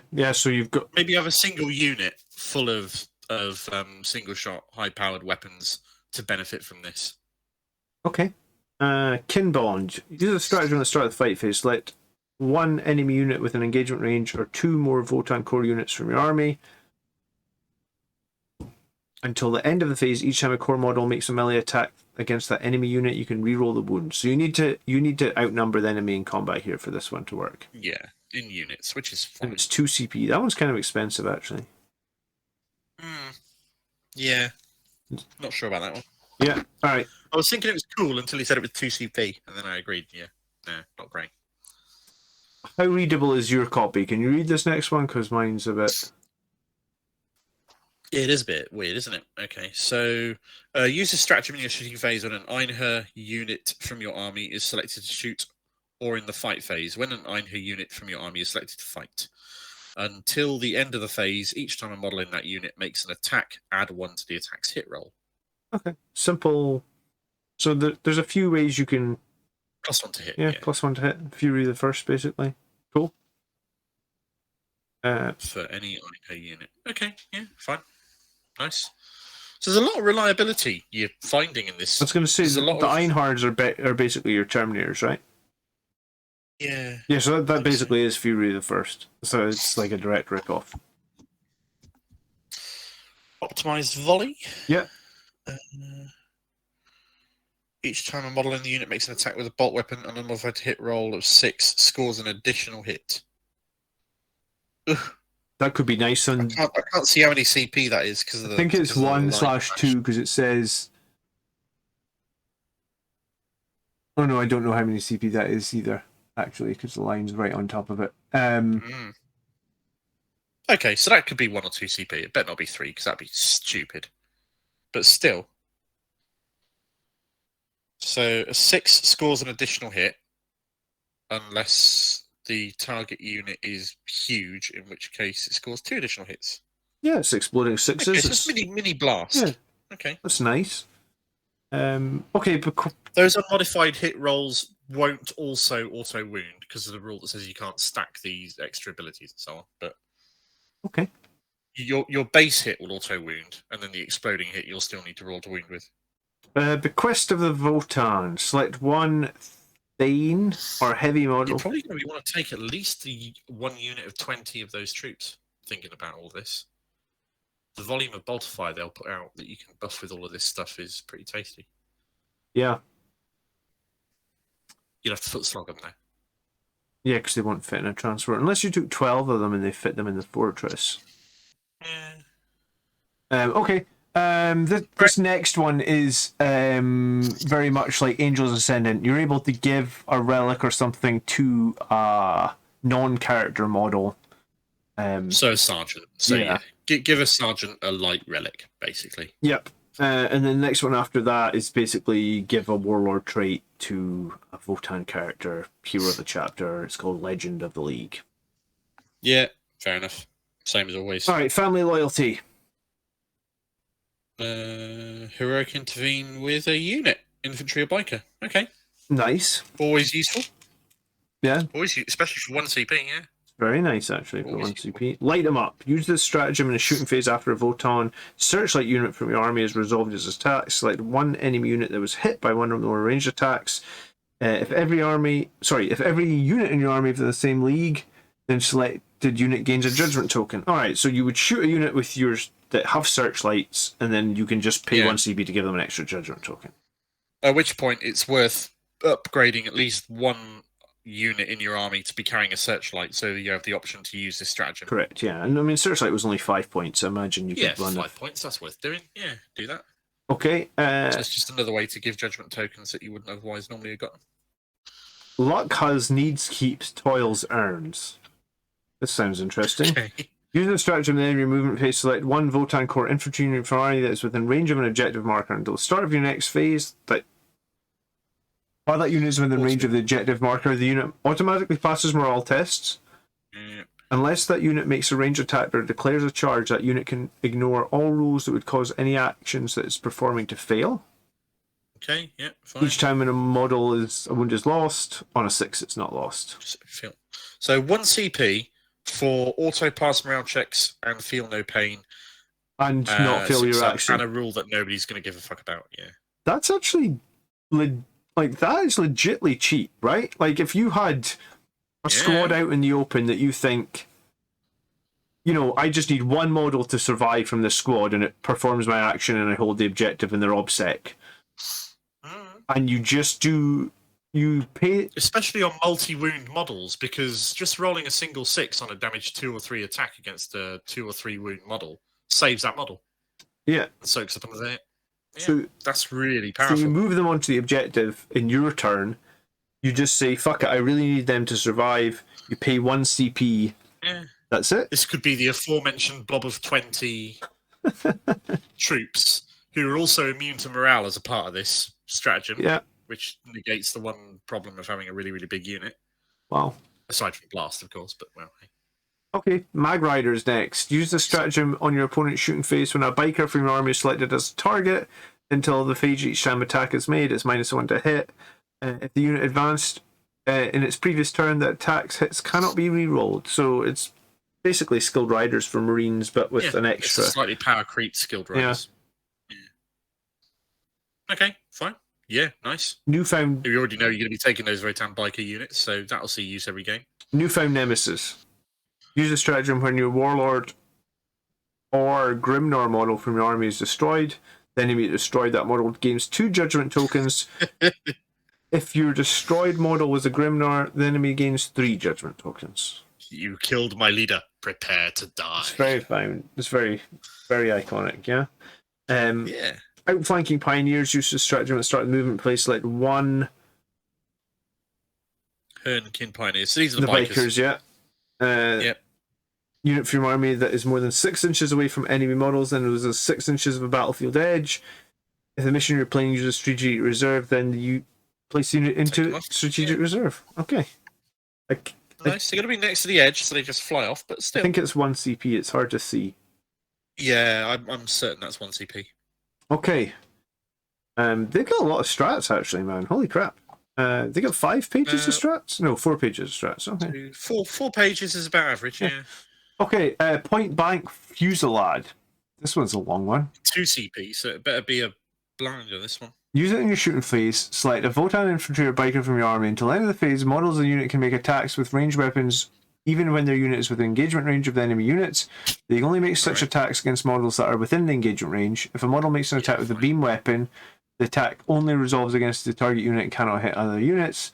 In such circumstances, those models can target an enemy unit even if friendly units are within engagement range of the same enemy.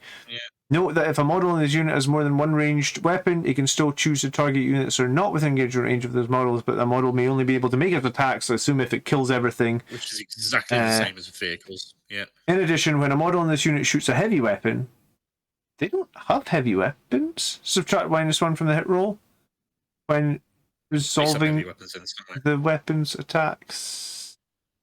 I thought that they were all hunter weapons. Maybe we got confused. Maybe there was a heavy weapon. No, just skimming through it. I can only see hunters and not heavies. No. There's a couple of heavies. Okay, there's a couple of heavy weapons still kicking around. Yeah, the heavy bolt cannon, for example, I think is a heavy. All right. Okay. We must have missed that. That's fine. No. It's a hunter on the. Oh, fuck it, whatever. Okay. There are a couple of heavies here somewhere. So yeah, whatever. All right. Reactive reprisal. It's a 1/2 CP strat. Use a strategy. Hold on. No, let's just go back. So you can shoot in melee. 2 CP.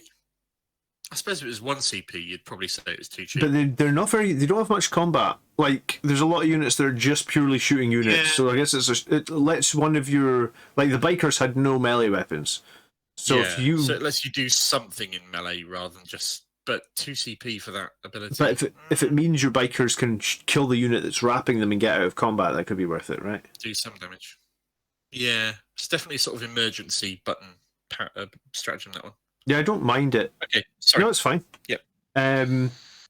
Reactive reprisal. Use this stratagem in your shooting phase after the enemy that has one or more judgment tokens when it's selected to shoot and resolve an attack. Select one Votann core unit from your army that was hit by one or more of that enemy unit's attacks, and that is not within engagement range of enemy units. That Votann core unit can immediately shoot your shooting phase, but its models can only target the enemy unit when doing so.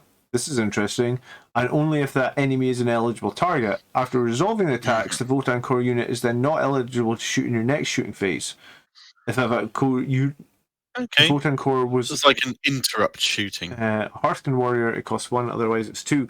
I guess if they shoot you with one model, and they don't do very much damage, but they're about to shoot you with someone else, and you expect them to shoot you with someone else, you can be, fuck it, I'll shoot now, and I'll give up shooting in my turn. But you can only shoot. You can only target first the one that just shot at you. But if you I don't know how this might work in a game. You have a unit on an objective, and I can see it with two squads, and I shoot the first squad at it and whiff the attacks. You know I'm going to shoot the second squad at it and wipe it. To overkill it or something. You could be like, fuck it, I can at least do some damage before I take my model off. Yeah. Okay. All right. It doesn't specify the size the Hearthkin Warriors have to be, so that could be a 20-man unit of Hearthkin Warriors. Could be a big unit, couldn't it? For 1 CP. Yeah. Interesting. Grimrot Barrier. Use a stratagem you can fan phase. Select one Votann unit from your armies within 9 inches of a friendly Grimnar. The Grimnar was the Psyker guy. That unit and the model it contains stop being affected by any psychic powers that have been effective them. That had been manifested by the enemy until the start of your next command phase. That unit and the models contained cannot be affected by any malediction powers manifested. All right, so let's say an Eldar Psyker had cast Horrify on you. That means you're under the effects of Fight Last and -1 morale and all this stuff. You'll suffer the penalties through the turn that they cast it on you. But come your turn, you say, right, I'm not having that anymore. It's just gone, it's dispelled. Yeah. 2 CP, that's a lot though, isn't it? I don't think that's going to get used often. It might do. The only thing just I could... Very, very, very niche, but... Fight Last might be the reason to dispel it. Yeah. I suppose it depends on what the malediction powers and debuffs it's got are. Okay, Bastion Running. Use the stratagem in your command phase. Select one land fortress from your army until the start of your next command phase. It's on full wounds. 1 CP, full profile. Alright, yeah. Again, that'll get used fairly often. It's just power creep. That costs 2 CP on marine tanks. Combat Surgery, select one Votann Medic from your army. And you can repair up to D3 destroyed models for 1 CP. So I guess that would be your squads can just... A squad that's got that medic can start bringing some people back. That would be your infantry. Yeah, must be. Oops. Yeah, so the Medipack upgrade gives the unit the medic keyword. Yeah. Yeah. Personal grudge. Use this in the command phase. Select a Votann character from your army and select one enemy unit on the battlefield until the end of the battle. Each time a model in that character you you have make 3 judgment tokens. considered have 3 judgment brilliant. tokens. Okay? That's cool. I like that. You can That's only very use the nice. stratagem once, by the way. So that's like a once per game thing. Yeah, it's fine. Fine. Okay, in the right hands, use the stratagem before the battle. For 1 CP, that'll get used every single bloody game. Come on. We've seen how hard some of their characters are going to hit. Yeah, in the right hands is just the one where you can give them a relic on their relic of the chapter sort of deal. Yeah, fine. Well-ordered retreat, use the stratagem with a full core unit. It can fall back, it can shoot. And shoot for 1 CP. Concussion blast, use the stratagem with a concussion unit. That'll be some of the ones that had those grenade launchers. You can deny Overwatch, and you can make it so they're -1 to hit. That's the exact same. That's the exact same strat as land speeder storms get. They do the exact same thing for 1 CP. Ion Storm, use the stratagem in your shooting phase when a Votann unit from your army is selected to shoot until the end of the phase. Each time model in this unit makes an attack with an iron weapon, unmodified 6, inflicts 1 mortal wound on the target in addition to any normal damage. If Addition is nice. the unit contains 11 or more models, the strat costs 2, otherwise 1. Yeah, because you can get a full squad of 20 with these guns potentially. Yeah, subterranean explosives. So this was the term. Who was it that could take this again? The mole grenade launcher on the back of those Terminators. Yeah. Or not Terminators, but you know. Yeah, use the stratagem from a subterranean unit is selected to shoot until the end of the phase. Each time that unit Fight last. makes a range attack, subtract 1 from the attack roll, and if a hit is scored against it is not Titanic and cannot fly, you half the movement distance and they fight last. So -1 to Hit. to wound. Oh, -1 to wound, yeah. So you probably won't do any damage, but you'll make them slow and they have to fight But because last. you hit them, you sort of shake them a bit and knock them around. Okay. Half the movement and fight last. All right, yeah, that's nasty. Multi-wave. Won't work against Sangard because Sangard can fly. So True. Yeah, or Titanic. Use a stratagem. that's worth. We're gonna have to remember that doesn't affect models that fly. That's gonna be interesting. We'll remember because it says subterranean, so it kind of. The hint is in the name, I guess. Okay, multi-wave system jammer. Use the stratagem at the start of the phase.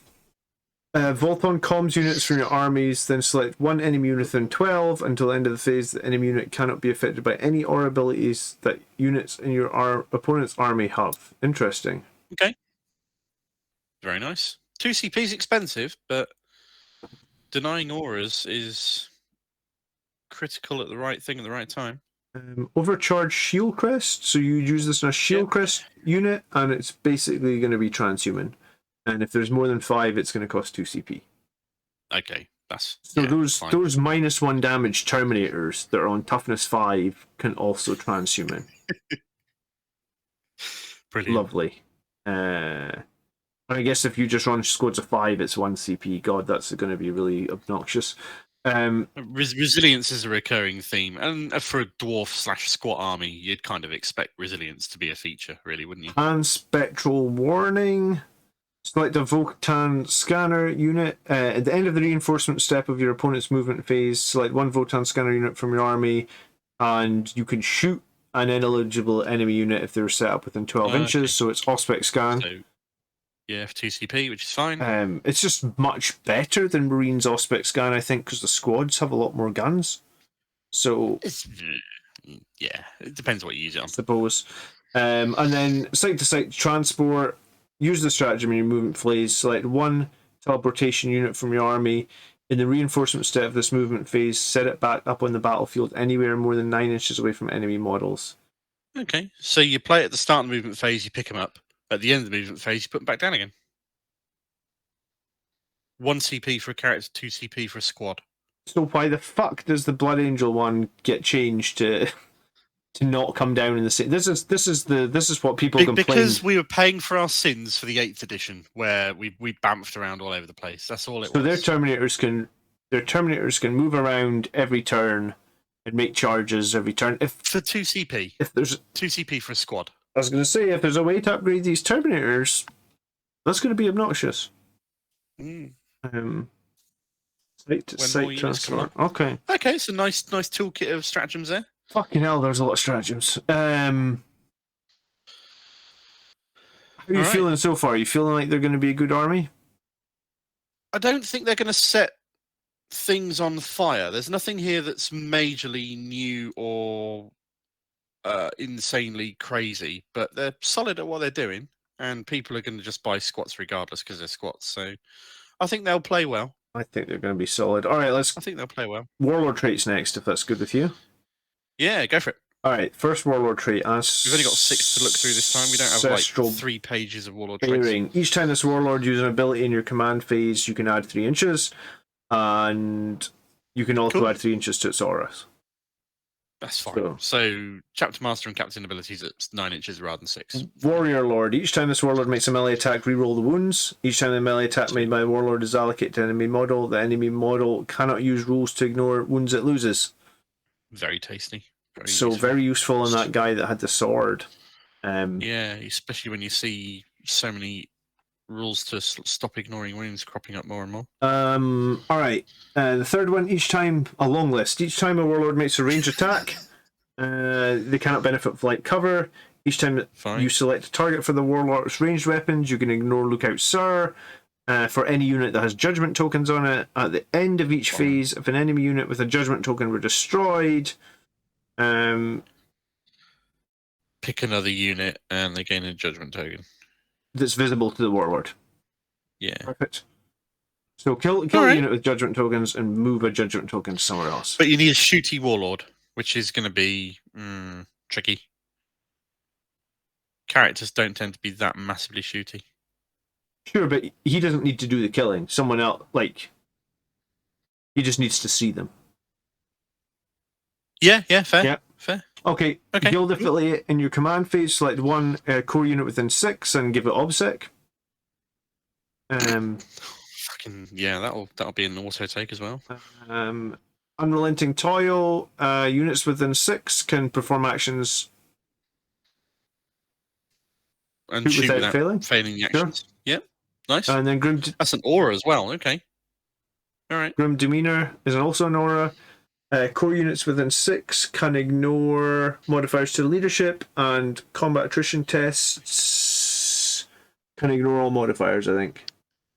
Some tasty stuff there. Again, nothing majorly set the world on fire, but solid options. Yeah. Okay, so that's Warlord traits. The one that probably stands out most to me is the long list, actually, or guild affiliate. I think the long list are going to be the best use for force multiplier for the rest of your army. Yeah, that's what I'm thinking. And guild affiliate obsec on any unit within 6 is pretty useful as well. Well, any core unit. You select them, and then they can speed off and do the obsec thing. So, your biker's already got obsec, so that's less relevant. But it's just going to add so much obsec. All right, let's go to relics now. And let's do the relics. We don't have too many relics again. We got 3 pages of relics. Okay, Actol's Fortress. So it's a shield crest model only. So that would be it's the shield. Fight last. The shield crest models, were they the Terminators or were they the character that had shield crest? I forget now. But you can get fight last, I guess. Yeah. Okay, next up, Ancestral Crest. Once per battle, if the bearer is selected to use an epic deed, it's no command points. Once per battle, after making a hit roll, wound roll, or saving throw for the bearer, you can change the result of the roll to a 6. For any purpose, this counted as an unmodified 6. Right. If the enemy unit destroys the bearer, roll a d6 at the end of the phase. On a 2 and 5, the enemy takes d3 mortals. On a 6, the enemy takes 3 mortals. That's really good. Seems like a pretty cool relic. That's really good. The extractor can replace one of those mass hammers. Okay. So it's a relic Thunderhammer, essentially. And it's basically a 2 times strength minus 3, d3 plus 3. But each time the attack is made, this weapon unmodified 6. Okay. It does all the wounds as mortals. Nice. Holy shit. So if you luck out and roll a couple of 6s, you're doing 12 mortal wounds. True, but would you spend a relic on unmodified hit roll of 6 to do that? Maybe. The thing is, I think those I wouldn't do this first choice relic, but I'd probably do it for like my second or third choice relic. those mass hammers were usually -1 to hit. Correct me if I'm wrong, right? Yeah. So this is true. like this. We talk about power creep. This is the hammer of Baal doing an additional D3 damage, and 6s are changing all the wounds to mortals like that. Yep. These codexes are about 2 years apart, and in 2 years, the power creep in this game has got insane. It's always been the way. GW is synonymous with power creep as well as a bunch of other things. All right, first knife. Khal or Grimnar models only. Each time the bear fights, it makes 1 additional attack. If the attack scores a hit, the target suffers D3 mortal wounds plus 1 mortal wound for each judgment token. The target has, and then the attack sequence ends. Again, this is power creep of digital weapons. So digital weapons for Space Marines or for Blood Angels, you roll 1 hit. You obviously use it in combination with that once per game stratagem that says, I don't like you, you've got 3 judgment tokens now. Yeah, so for a single relic here, they get to do 4 to 6 mortals. We get to do 1. Yeah. Tasty. Okay. I find it's hard to. If anyone's wondering why the fuck I'm taking an Astraeus to a tournament, is because of shit like this, where like the new books are just nobody who's watching this is wondering, John. The new books are like this stratagem is 400 to 600 or so, average 500% better. This relic from our relic, like, I mean, yes, there's power creep, but 500% mark. I mean, I'm taking the. No, I'm not arguing. I know you're not. I'm just frustrated. That's why I'm taking a super heavy tank, because I want to win. I want to win the event, and fucking. That's the only way I feel I can do it. Fair enough. Grats for beating Andrew's sisters last night. Oh, thanks. Yeah, that's super close, right? I'll need a 585 point tank to beat them. All right, Warp Strike. Teleport model only. Each time this model makes a normal move, advance, or falls back, or makes a charge move, until that move is finished, it can move horizontally through other models. Okay, so basically, like, it can fly, basically. Yeah. It's warp jumping teleporty thingy. Once per battle, you can use site-to-site transport for no CP. Fine. And also, no one can set up within 12 inches of you. So you're like an infiltrator as well. Cool. Nice. The Hearthfist. Hold on a second. I just want to check that stratagem that did the pick up and go thing. Yes. You mean site-to-site transport? Yeah. No. I want to check up whether you can give this to a sergeant or not. Oh. Where was that one? I'm with you. I would. Yes, this is one of the ones that can be given to a sergeant. So you can give this to a squad of the Terminators. Oh, damn. Okay. I wasn't expecting that. All right, the Hearthfist. The bearer can teleport, but the bearer's unit can do the site-to-site transport for 0 CP once a battle. Yeah. Oh, yeah, that makes sense. Okay, that's really good as well. So those Terminators, toughness 5, -1 damage, site-to-site transport, transhuman. Save you 2 CP if that's your strategy for doing it. Yeah. Wow. Okay. All right, the Hearthfist models equipped with the Mass Gauntlet or Concussion Gauntlet, and it obviously replaces this. This is a melee strength +4, -3 D3 damage. Each time attack is made with this weapon is allocated to a model. The model has 1 or more judgment tokens that has a damage characteristic of 4. Okay. Okay. Nice. 4 damage melee weapons. These, for not being an overly melee weapon army, they have some ways to do some significant melee damage. You know that? Yeah. Okay. The Murmuring Staff, this is your Grimnar model. The bearer knows 1 additional psychic power. In your psychic phase, if the bearer attempts to perform a psychic action, it can still attempt to manifest psychic power. Cool. Nice. So it knows more powers and can either cast 2, deny 1, or psychic action, cast 1, deny 1. That's brilliant, isn't it? That's exceptional. Alright, then we've got a special plate for exo armor models. We get to add 1 to the armor saving throws made by the bearer. So I think exo armor may already be on a 2-up save. So you'd be on a 1-up save with ignore AP 1, and then you get additional wound. Yeah. So 1-up save, ignore AP 1 is essentially a 0-up save, yeah. So you need to hit them with -4 to put them on a 4-up. Brilliant. All right, an Master Artifice, which is a Hunter 3 gun. It replaces the Graviton rifle. So I guess that would be a specific model that has a Graviton rifle. It becomes a beam attack, and it does 3 damage to anything. So it's basically a grav gun, but it gets the beam keyword. Yeah. Okay. Which it's all right, but I think this is getting outclassed by other options within the relics. Okay, we get a shield for that champion model, which was kind of like the lieutenant we looked at. Once per battle, when a saving throw is failed, the bearer can use this relic. When it does so, the damage characteristic becomes 0. Each time the bearer uses a relic, roll a d6 and a 5+. If every model from your army has the Votann keyword and is in the same league, then the unit that made the attack gains a judgment token. Brilliant. So another way for, as you attack the Votann, you just ship judgment tokens back at them. Yeah. Roll. While doing no damage. Yeah. Flare. And this is a melee weapon that replaces the plasma axe. So this just becomes 3 additional attacks. It's basically the Teeth of Terra, but which is always useful. In true fashion of power creep, it's got more strength and it's got more AP than the Teeth of Terra. I'm just saying it like it is. If I yes, you are. Yes, you are. Absolutely. Let's keep going.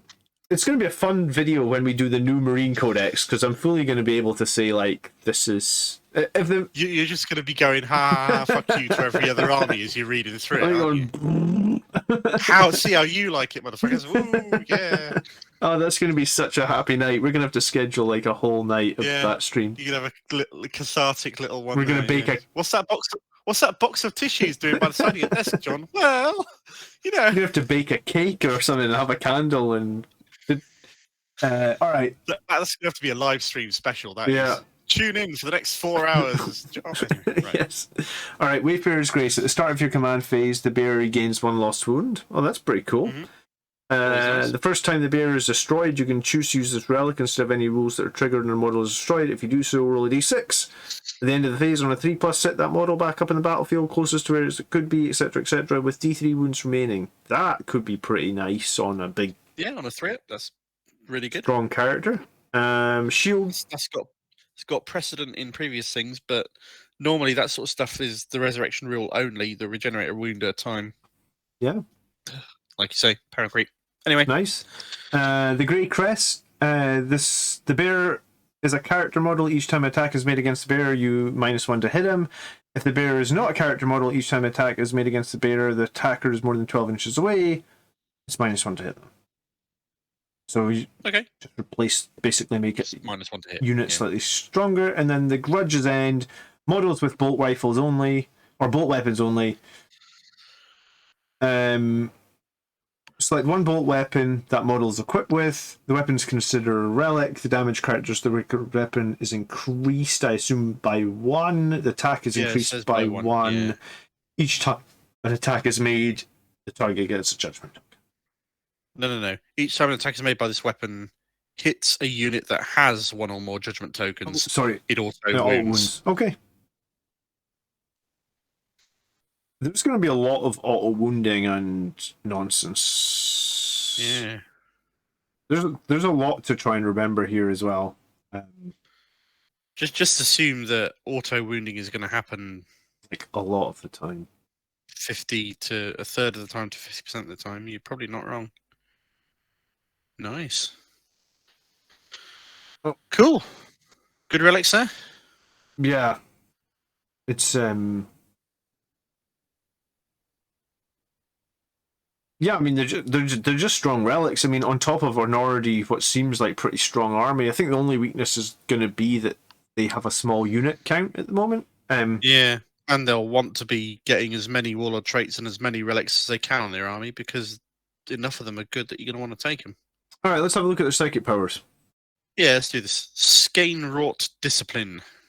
All right, Interface Echo. Warp charge of 5. You gain a command point. That's it. Yeah. You gain a command point. Solid. Bread and butter. Do that. Okay. Fortify. Fortify has a warp charge of 6. If manifested, select a core character within 12. Add 1 to the toughness. And also give him a 6+ feel no pain. Yeah, solid. Cool. So that could be Probably wouldn't. really good on like a squad of guys. Suddenly they're all toughness 6 with a 6 up feeling of pain. The trick is going to be how many psychers are you going to take. 1, I guess. Yeah, I can't see you taking more than 1, really. Okay, Then again, maybe, because if you want to be doing psychic interrogation as a secondary, then maybe you take 2 of them. But you can do that. And have one be able to do a psychic power and an action at the same time. Yeah, I was going to say you can do that anyway. Be relying on 3 casts, yeah. Alright, Ancestral Wrath. Warp charge of 6. If manifested, select an enemy with an 18-inch invisible to the Psyker and roll 3 dice. The enemy contains 11 or more models, roll 6 dice. In either case, add 1 to each result. If the enemy unit is 1 or more judgment tokens, on a 4+, they suffer mortal wounds. So, basically, probably 2 or 3 mortal wounds on small squads, 4 or 5 mortal wounds on big squads. So it's like a targeted smite. It has to be visible and has to be within 18 inches. Yeah. Okay. So that's nice. Just a bit more of a reliable smite, I guess. Targeted, so you don't have to click closest. You can pick any visible. Yes, absolutely. Grudge Fire, warp charge of 4. If manifested, select enemy unit is not a vehicle or monster or character with an 18-inch. Roll 2d6 and add the number of judgment tokens that are next to that unit. If the result is greater than the leadership, one model selected by your opponent is destroyed. Well, I mean, it's easy to cast, but it's not great, really, is it? Trying to think what it would be good. It can't be used on vehicle, monsters, or characters. To get the most use out of it, you want to target an elite infantry or biker squad with a high amount of wounds per model, and just go kill a model. Be good against Centurions, I guess. 3 or 4 wounds, or maybe more if they've gotten. Yeah, 85-point Centurions would be the perfect thing to kill. Null Vortex. Warp charge of 8. That was pretty high. Select one enemy unit within 12 inches of the Psyker. Until your next psychic phase, that model and unit cannot use any invulnerable saves. Alright, so they've got a targeted null zone called Null Vortex. It is null zone, but better. But the guys casting this are not mobile. And the range is 12 inches. Yeah, and it's an 8, which is really low percentage casting. Yeah. Okay, and then Crushing Contempt is a warp charge of 6. Select one enemy with an 18 inches of the Psyker, roll d3d6. The result is greater than the leadership. Until the start of your next phase, they cannot perform actions. The result is greater than leadership characters to any unit until the start of the next phase. Each time the unit in the attacks makes a model, subtract 1 from the attacks hit roll. Cool. That's a solid case to be definitely taking at least one of the Psykers in each of your armies. I think I like Fortify the most, honestly, or the targeted smite. The amount that I want to be using the stratagems, Interface Echo, I would want to be using every turn. That's true, yeah. So upgrade your Psyker maybe to Chief Librarian, and we're going to come to that in just a minute. Yeah. Maybe have 2 of them and go Interface Echo, Fortify, Ancestral Wrath. Ancestral Wrath looks tasty. Null Vortex, not sure. Situational. I think Null Vortex is going to be a problem because unless there's multiple ways to stack up +1 to cast, which I don't think I... Plus 12-inch range, you're only moving 5 to 8 inches a turn. I don't think we came across any relics that gave +1 to cast, did we? I don't think there was. No, we didn't. And there was a Warlord trait that was +1 to cast. Alright, so let's go to the Votannic Council upgrades next. Okay, so these are the chapter upgradey things. Correct. Yes, and I did. So you've got try and make Captain to High Captain, Psyker to Lord Psyker, and Techmarine to Lord Techmarine. So if we take our Captain or our Carl and we make him High Carl, he gets Chapter Master rerolls within 6. Yep. He's then excluded from the rule that means you can take a second Carl. Okay. He gets... Whenever he destroys an enemy model, if it had 1 or more judgment tokens, you can select one enemy unit that's visible to gain a judgment token. Yeah, which they had. Okay, yeah. You can give him the experienced eye Warlord trait instead of another Warlord trait. So in the command phase, this Warlord can use their Grim Efficiency ability 1 additional time, which I think is the one where they just push out a judgment token, but only if the enemy has not already been selected. So if you had a High Carl and this Warlord trait, and then your regular car, you can put 3 judgment tokens out in your command phase on the end. On 3 different units, yeah. So it's not bad. Or, well, 2 and 1 maybe. Yeah, that's good. That's solid. 40 points is a chunk of an upgrade cost, though.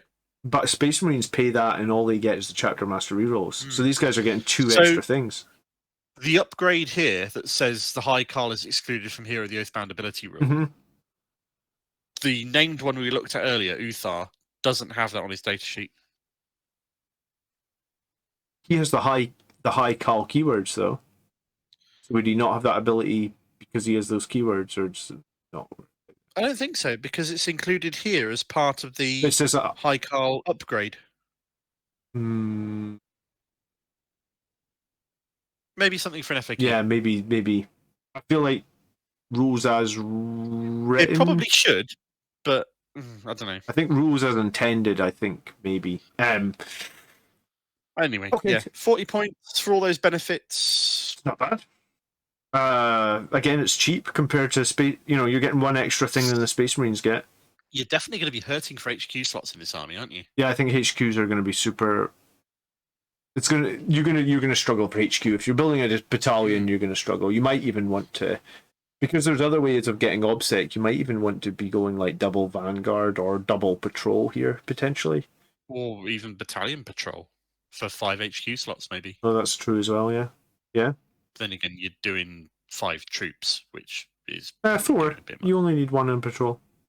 3 and 1, Yeah. yeah, sorry, 4 troops. All right, Lord Grimnar. Maybe not. So when he gets upgraded to become the Lord Grimnar, he gets to cast 1 more. Okay, yeah, So cool. he casts 3. He still only denies 1, though, right? Yes, that's right. He gets the Ancestral Judgment, so each time he attempts to manifest a psychic power, if there are enemy models within 18 inches, That have a judgment token. then he gets +1 Awesome. to his cast, which might help a little bit on that cast of 8. They really want you to push your Psycho right into the thick of things, don't they? And then he gets to add 6 inches to his powers from his Warlord trait. That's interesting. Which means you don't have to get quite so far in. So that would give you a 24-inch targetable smite with that Ancestral Grudge. Yeah. That's nice. Not bad. And that's a 25-point upgrade. Yeah. Not bad. And then the Okay. Iron Forge Master, his upgrade, so the Lord Grimnar's upgrades is the same cost as Chief Librarian. This one's 5 points more expensive than the Tech Marine. And what he can do is once per battle round, if the model is in the battlefield, when you use a Votann War Gear stratagem, if the unit selected to use a stratagem, a friendly unit within 6, reduce the CP cost of the stratagem by 1. Note the CP cost is only reduced by 1 for that stratagem. Any future uses cost the normal amount of CP. I'm glad they wrote that. Nice. And then each time a Forge Master makes an attack on an unmodified 6 roll, if the target has 1 or more judgment tokens, the attack inflicts a number of mortal wounds on the target equal to the damage characteristic. No, just of the go back attack. a sec. That last ability there, there's no range on that. Oh no, hang on. 6 inches within. Oh, it is within 6 inches. Oh, sorry, I thought it was just said if it was on the battlefield. No. Okay, sorry, my mistake. Yeah, okay, so okay, that's useful. Sorry. No, it's fine. Ancestral Judgment. So this next one makes the Forge Master's weapon on an unmodified wound roll of 6, which you can get from those judgment tokens. Yeah. His weapon just does mortals, right? Just does mortals, yeah. Nice. If he's armed with a beam weapon, this ability also applies to any intervening units that are hit by the beam that have 1 or more judgment tokens. Which is fine. Yeah, it's tasty. And then he gets the Warlord trait, the Master Armor, which lets him, when you're repairing, instead of D3, you're 3. If the model being repaired gains 4 wounds, because you've got an ECOG in your unit. Yeah. And then once for a battle round, when a saving throw is failed for a friendly vehicle or exoframe within 6, it goes down to 0. That's kind of crazy. So yeah, because your sort of like Land Raider-y tanky things can just shrug off shoot me. Yeah. Some sort of big damage. You just pick Quinn. Yeah. Shoot me with a railgun, will you? Damage 0 railgun. Yeah.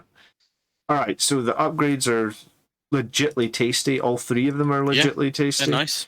I like those. Let's go to the leagues, shall we? Yeah, so for the leagues, this is where I made some slides. This is where I started, right? Yeah. So if we start on the Greater Thorian League, and this was the one that had blokey. The one character, yes. The named bloke, yeah. So every league gets a Ruthless Efficiency, an Ancestral Judgment, and then a Warlord Trait, and then a Relic, and they also get a Stratagem. So there's a lot to get into. So you get 2 passive things and 3 things that will crop up during the battle at some point, maybe. Okay, so the Thorian League models with it was confusing when I was reading it because it says models with this custom, and I was like, what does they mean by custom? And they mean the league. It's a custom, yeah. The league is the league is the chapter, or the league custom is the chapter. So models with this custom count as 2 models when determining control of objective markers, or 5 when their wound characteristics is 10 or more. So like your Land Raider will count as 5 models. I think that was the only thing that has 10 or more.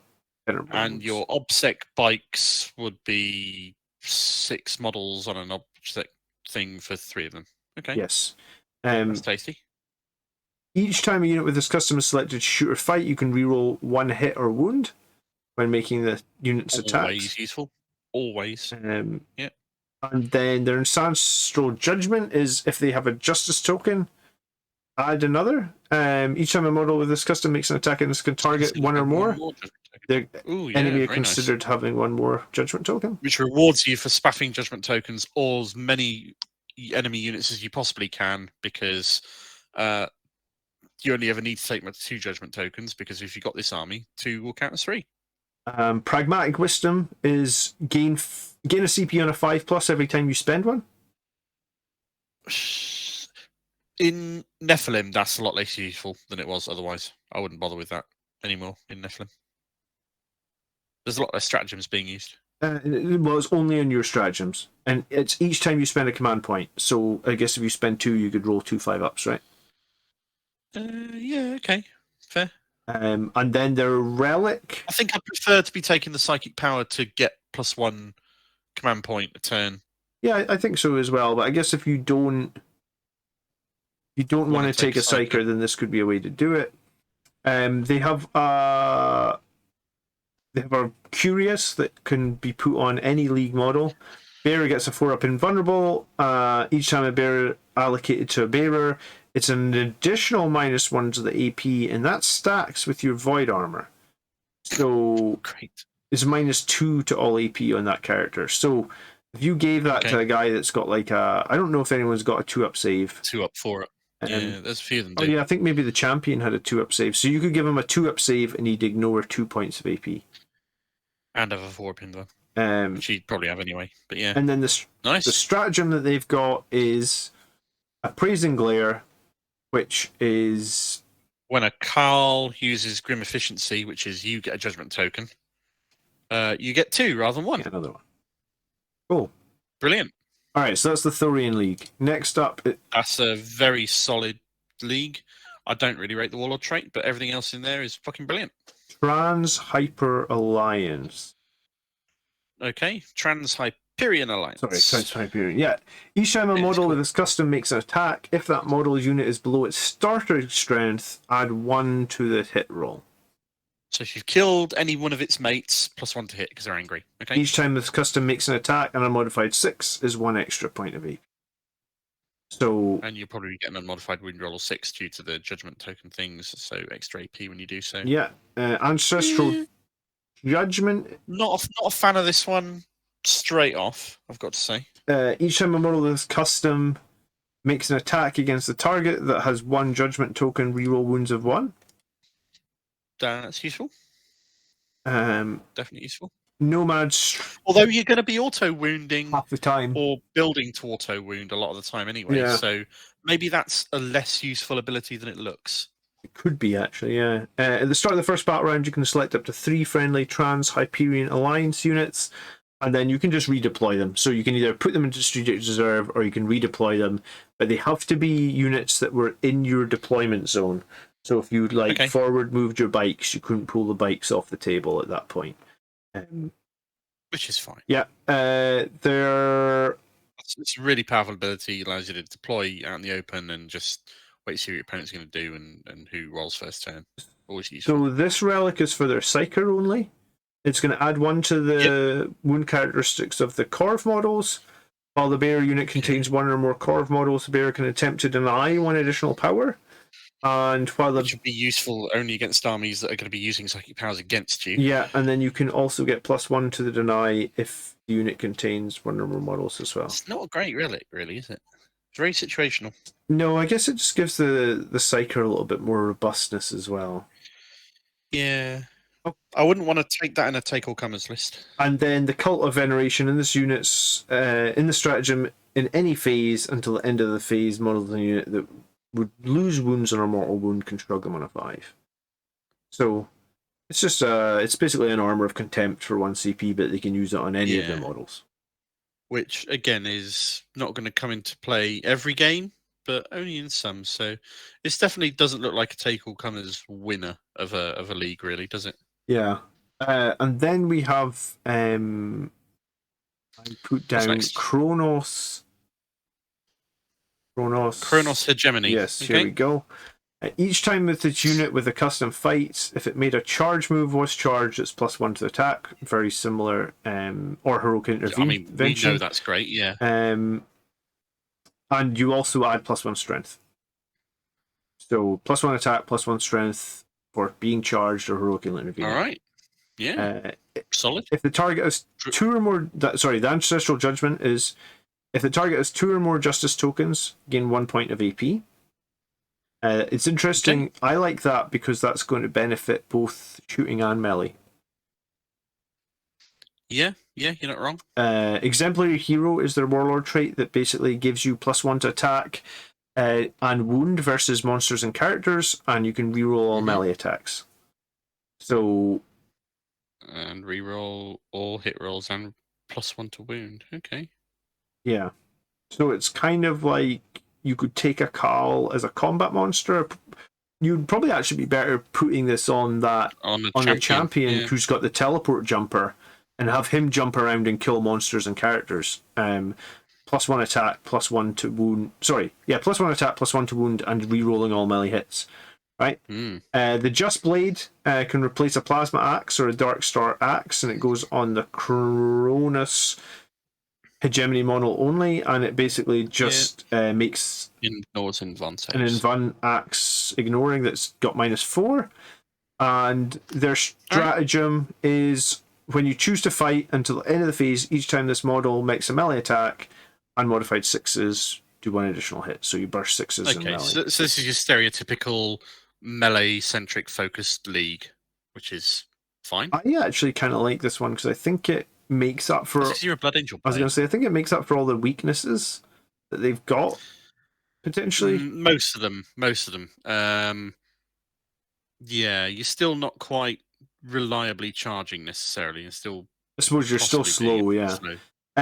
Yeah. All right. But when you get there, you hit hard. When you get there. This next one is really tasty. Okay, the Rani Surta Regulates. So they've got Dour Survivalists as their custom. Add 1 to toughness of everything, I guess. And you can reroll your failed morale tests. All right, straight away, that's contender there for being League of the Book. So remember, there was a psychic power that gave you +1 to your toughness as well. So you could have toughness 7 troops from this, I think. And they reroll failed morale tests, which is nuts because nowadays you can't actually reroll morale fails. Okay, each time a model with this custom makes an attack against a target that has 0 judgment tokens, the enemy is considered having one. I mean, that's going to be of mixed use. Yeah. You're going to be wanting to spaff judgment tokens all over the place anyway, so.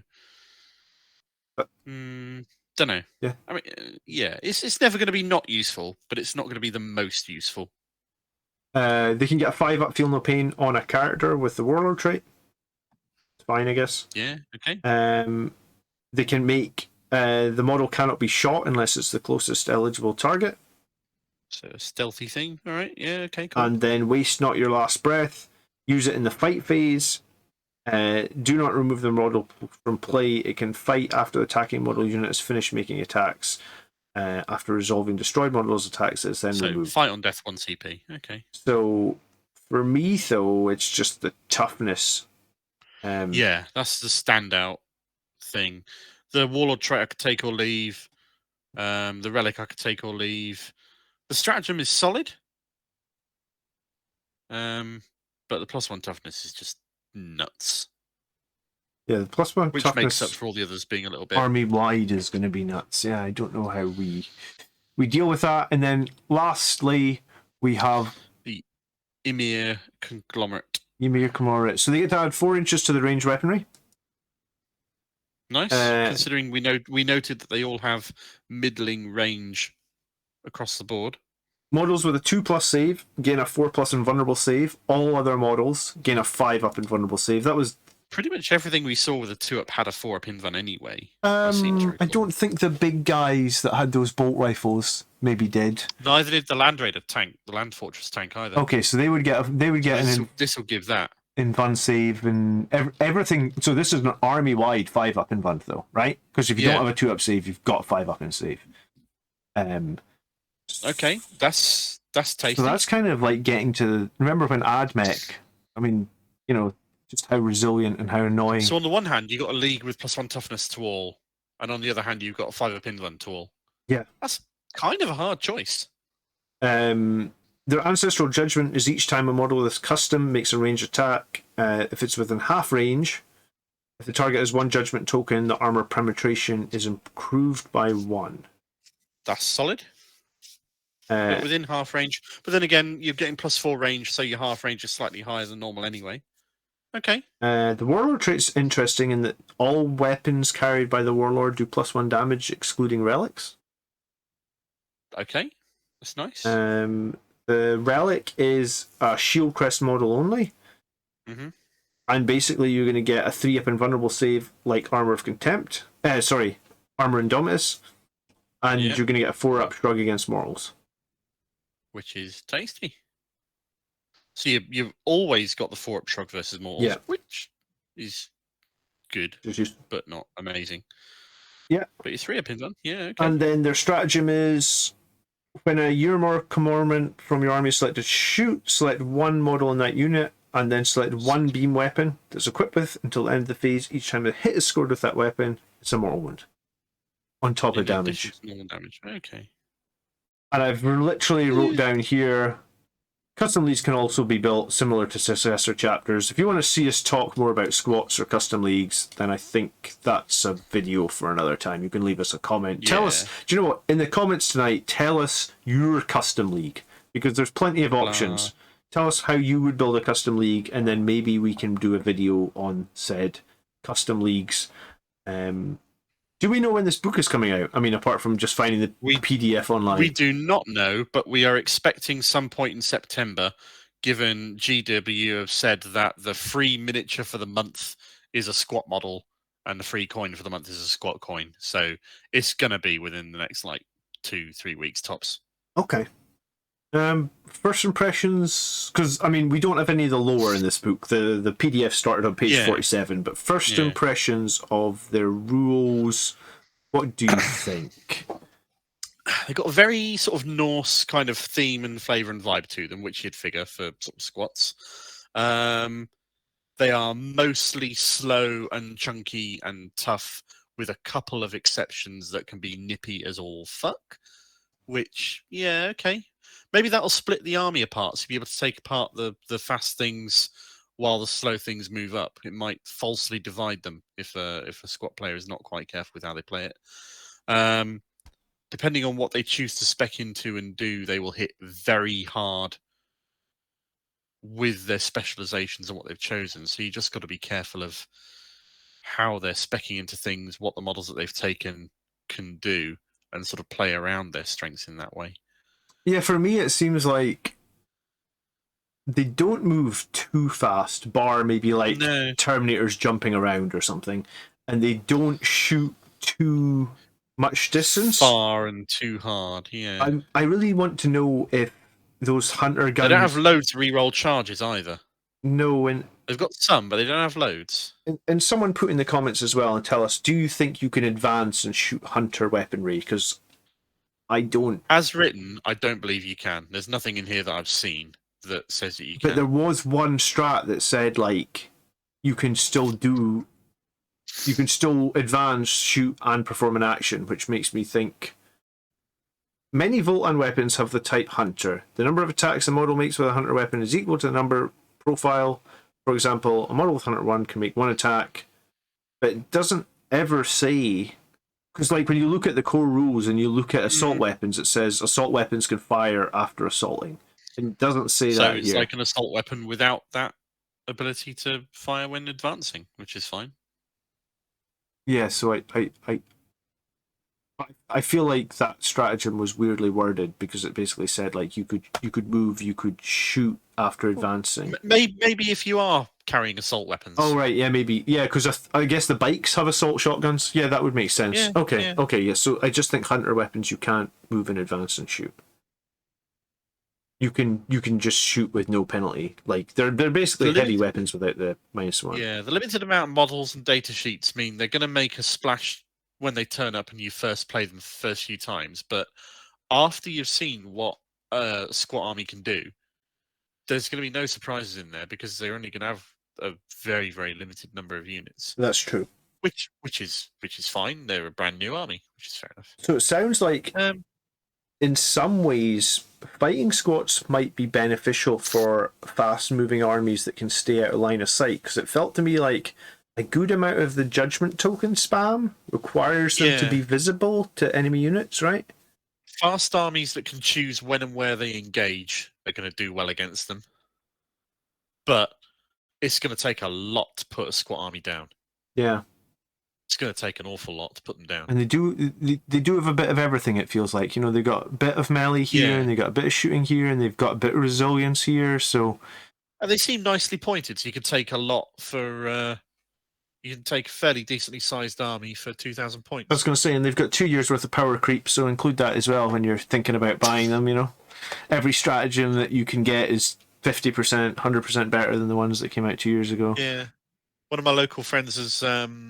pointed up the FOMO box that they're going to be doing with models and the Codex in it, and it apparently comes to just under 500 points or so. Okay. So there you go. So a couple of those boxes, and that would get you off. I have just realised right now is you'd be lacking bikes. It comes to like 20 infantry blokes, a character, and one of the lighter tanks. So it's going to be solid, but you're not going to want to buy more than one of them, I thought. Yeah, I have just realised as we've reached the end of our normal thing that we do. That we haven't done a pile of glory. I haven't done the pile of glory, yes. I was wondering how long that would take you to occur to you, whether or not that had been a deliberate omission or you just forgot. I made slides and I did research, so, I mean... I've done fuck all. I mean, well, I say I've done fuck all. I've ordered a bunch of stuff and I've started clipping fine cast striking scorpions out of their mini sprues, and they're fiddly and annoying. I haven't painted anything since last time. Okay, no, I don't feel bad. Is that the same as you showed off last time? Is that the same model? I've been painting in exactly the same state as last time. I've been painting Sanguinary Guard. Okay. Because I just wanted to try and get the. Remember, I bought 2 extra boxes. And then I was really thinking, like, oh, I was just stupid to buy more boxes. But I bought them right before Armour of Contempt came out. And then I was like, oh, actually, this is kind of important. So, yeah, I've got 10 Sangard on the shelf, base sprayed, waiting to be inked and picked up and stuff. So, yeah. And all the ones that I built, I magnetized as well, because I just decided, right, that's it. I'm not buying any more Sangard. If they change swords or axes or power fists again, mine are magnetized now. So, if you weren't a Blood Angels purist, would you consider getting into squats? Yes, but it's they're not fast, and that bugs me. I want to play armies that win stuff. I'm like Andrew. I think if I had unlimited time and money, then I would. You don't think squats have got what's in them to be solid winners? I do. I think, like, if you look at I think they'll build some really nasty lists. I think they'll do well. I think some of their stuff seems slightly underpointed. Those bikes seem too cheap. And some of the stuff they can do, like, so I could spend 90 points on a bike squad. I can essentially get it 36 inches across the board in turn 1 for 1 CP, and I can obsec anything away from you. And it can be obsec 6 models if you're taking the right league. Yeah. So yeah, I think that league is going to be the +1 toughness is strong. The army wide invuln is strong, mhm. but I think that one with the obsec bonus and the name character, the benefits that gets across all its categories was just so good. And it's not even just the obsec; it's also that they count double as well. So I think the other thing that's going to be interesting is I think that Tech Marine running next to some of those land fortresses, with those cannons that roll over the mortal wounds, and the fact that you can ignore us, like you shoot my. Hold on. Why would you want a Tech Marine next to one of those land fortresses, or the Brockhurst guy or whatever, for the +1 to hit? No, or to heal it. No, for the I can make a failed save 0 damage. Yeah, okay. So cool. if you have, I don't know, a volcano cannon or something that's going to do 10 wounds to me, I just go like, well, that's the one that I'm just going to make 0 damage. And I can do that every turn, I think. So if you had a railgun on a Tau thing, well, I'll kill your railgun thing and you won't be able to do any damage to me, and then I'll start systematically killing other things. So I think there's a lot of interesting combos, and maybe that's something we could do is, now that we know it, we could force Tony to watch us talk for 2.5 hours about it, and then we could make some filthy squat combinations. Did you watch Tony and My Law video I yet? need to, Mark. I need to. I mean, I got 2 young kids. I don't get very much time, you know? Okay. I'll put it on one night that I'm force painting. Tony to watch something, but don't make me watch something. It's fine. I will answer 20 questions on it when I watch it. I will watch it. I promise you. Promise you. Yeah, no worries, dude. Yeah. We should have Tony back for the next episode. We're anticipating he has internet, and he's got such a jonesing and a sort of like an itch for getting back on the internet and doing this stuff that is really funny to watch. He'll be back on as soon as he can be. Yeah, and we can tell him if you're missing the charisma of the favourite Grot. Yeah, I think we covered this pretty well, Mark. Yeah. It's been good to read through it and get to grips with what's going on. I now have a better idea when somebody will turn up and rock up and start playing with these lovely new models. Yeah, I mean, a vague idea what I'm looking at. Yeah, maybe one day I'll get I mean, I don't dislike them at all. I think they're cool. I mean, they're slow, solid. They've got a nice toolkit, but the fact they're so slow just inherently puts me off. Even though they've got a few key units that can be really mobile, as in general, their slowness. I think you would need to take 1 land fortress and 2 of those fast attack Saturns things they were called, Sagittars. Yeah. So you would need to, and 2 units of bikes. Yeah. Yeah, and then I think your slowness can be kind of offset by that. And I think and then you'll have a teleporting unit of Einher. Yeah, and I was going to. Yeah, and in Sagittars you've got those Repentia. In a land fortress, you've maybe got like a 12-man squad of warriors. I think. And while those screeners and fast things move up, you've got your slow and solid dwarves just doing their thing. Yeah, hopping out of the transport. And I think all 3. I mean, actually, all 4. Like, I don't care much for the named character because he forces you into a single league, and I would prefer the flexibility. But it is a good league. Yeah, that's true. It is possibly the strongest league, isn't it? But the Carl and his upgrade is good. The champion, I think he had a relic that made the mass hammer do mortals. It was kind of ridiculous. Yeah. And then the Psyker's solid. The Iron Master's solid. Yeah, they're all good. They're all good. Yeah. So I hope you enjoyed watching this episode, guys. Please click the like button if you did. Would really appreciate it. If there's cheese or combos that you've spotted in all of this Votann stuff that we haven't spotted and needs to be pointed out, please do say so in the comments. Show us how clever you are and how stupid we are, because we love that sort of stuff. Yeah, and definitely point out any mistakes, because I'm sure I butchered I'm sure I butchered at least one rule. I must have. You butchered like 20 names. I'm not sure how many rules you butchered. It's fine. Okay. Yeah, English isn't my strong point. If there's any value in what we do, if you enjoy it, if you learn something, consider looking at our Patreon and chucking us a few quid or dollars a month, because it helps keep us running and funds all this sort of stuff. which is great. Yeah, and if you are ever wanting to buy more models, remember there's links in the video descriptions. Yeah, all the usual end of video pimping stuff that you've come to expect from any YouTube video these days. Yeah, that's us. YouTube pimping. Oh yeah, loving it. All right, I hope you really enjoyed the episode, guys. We will see you back here in 2 weeks' time, and hopefully there'll be 3 Grots again. Yeah, highly likely. Have a good one, guys. Take care. Cheers. Night.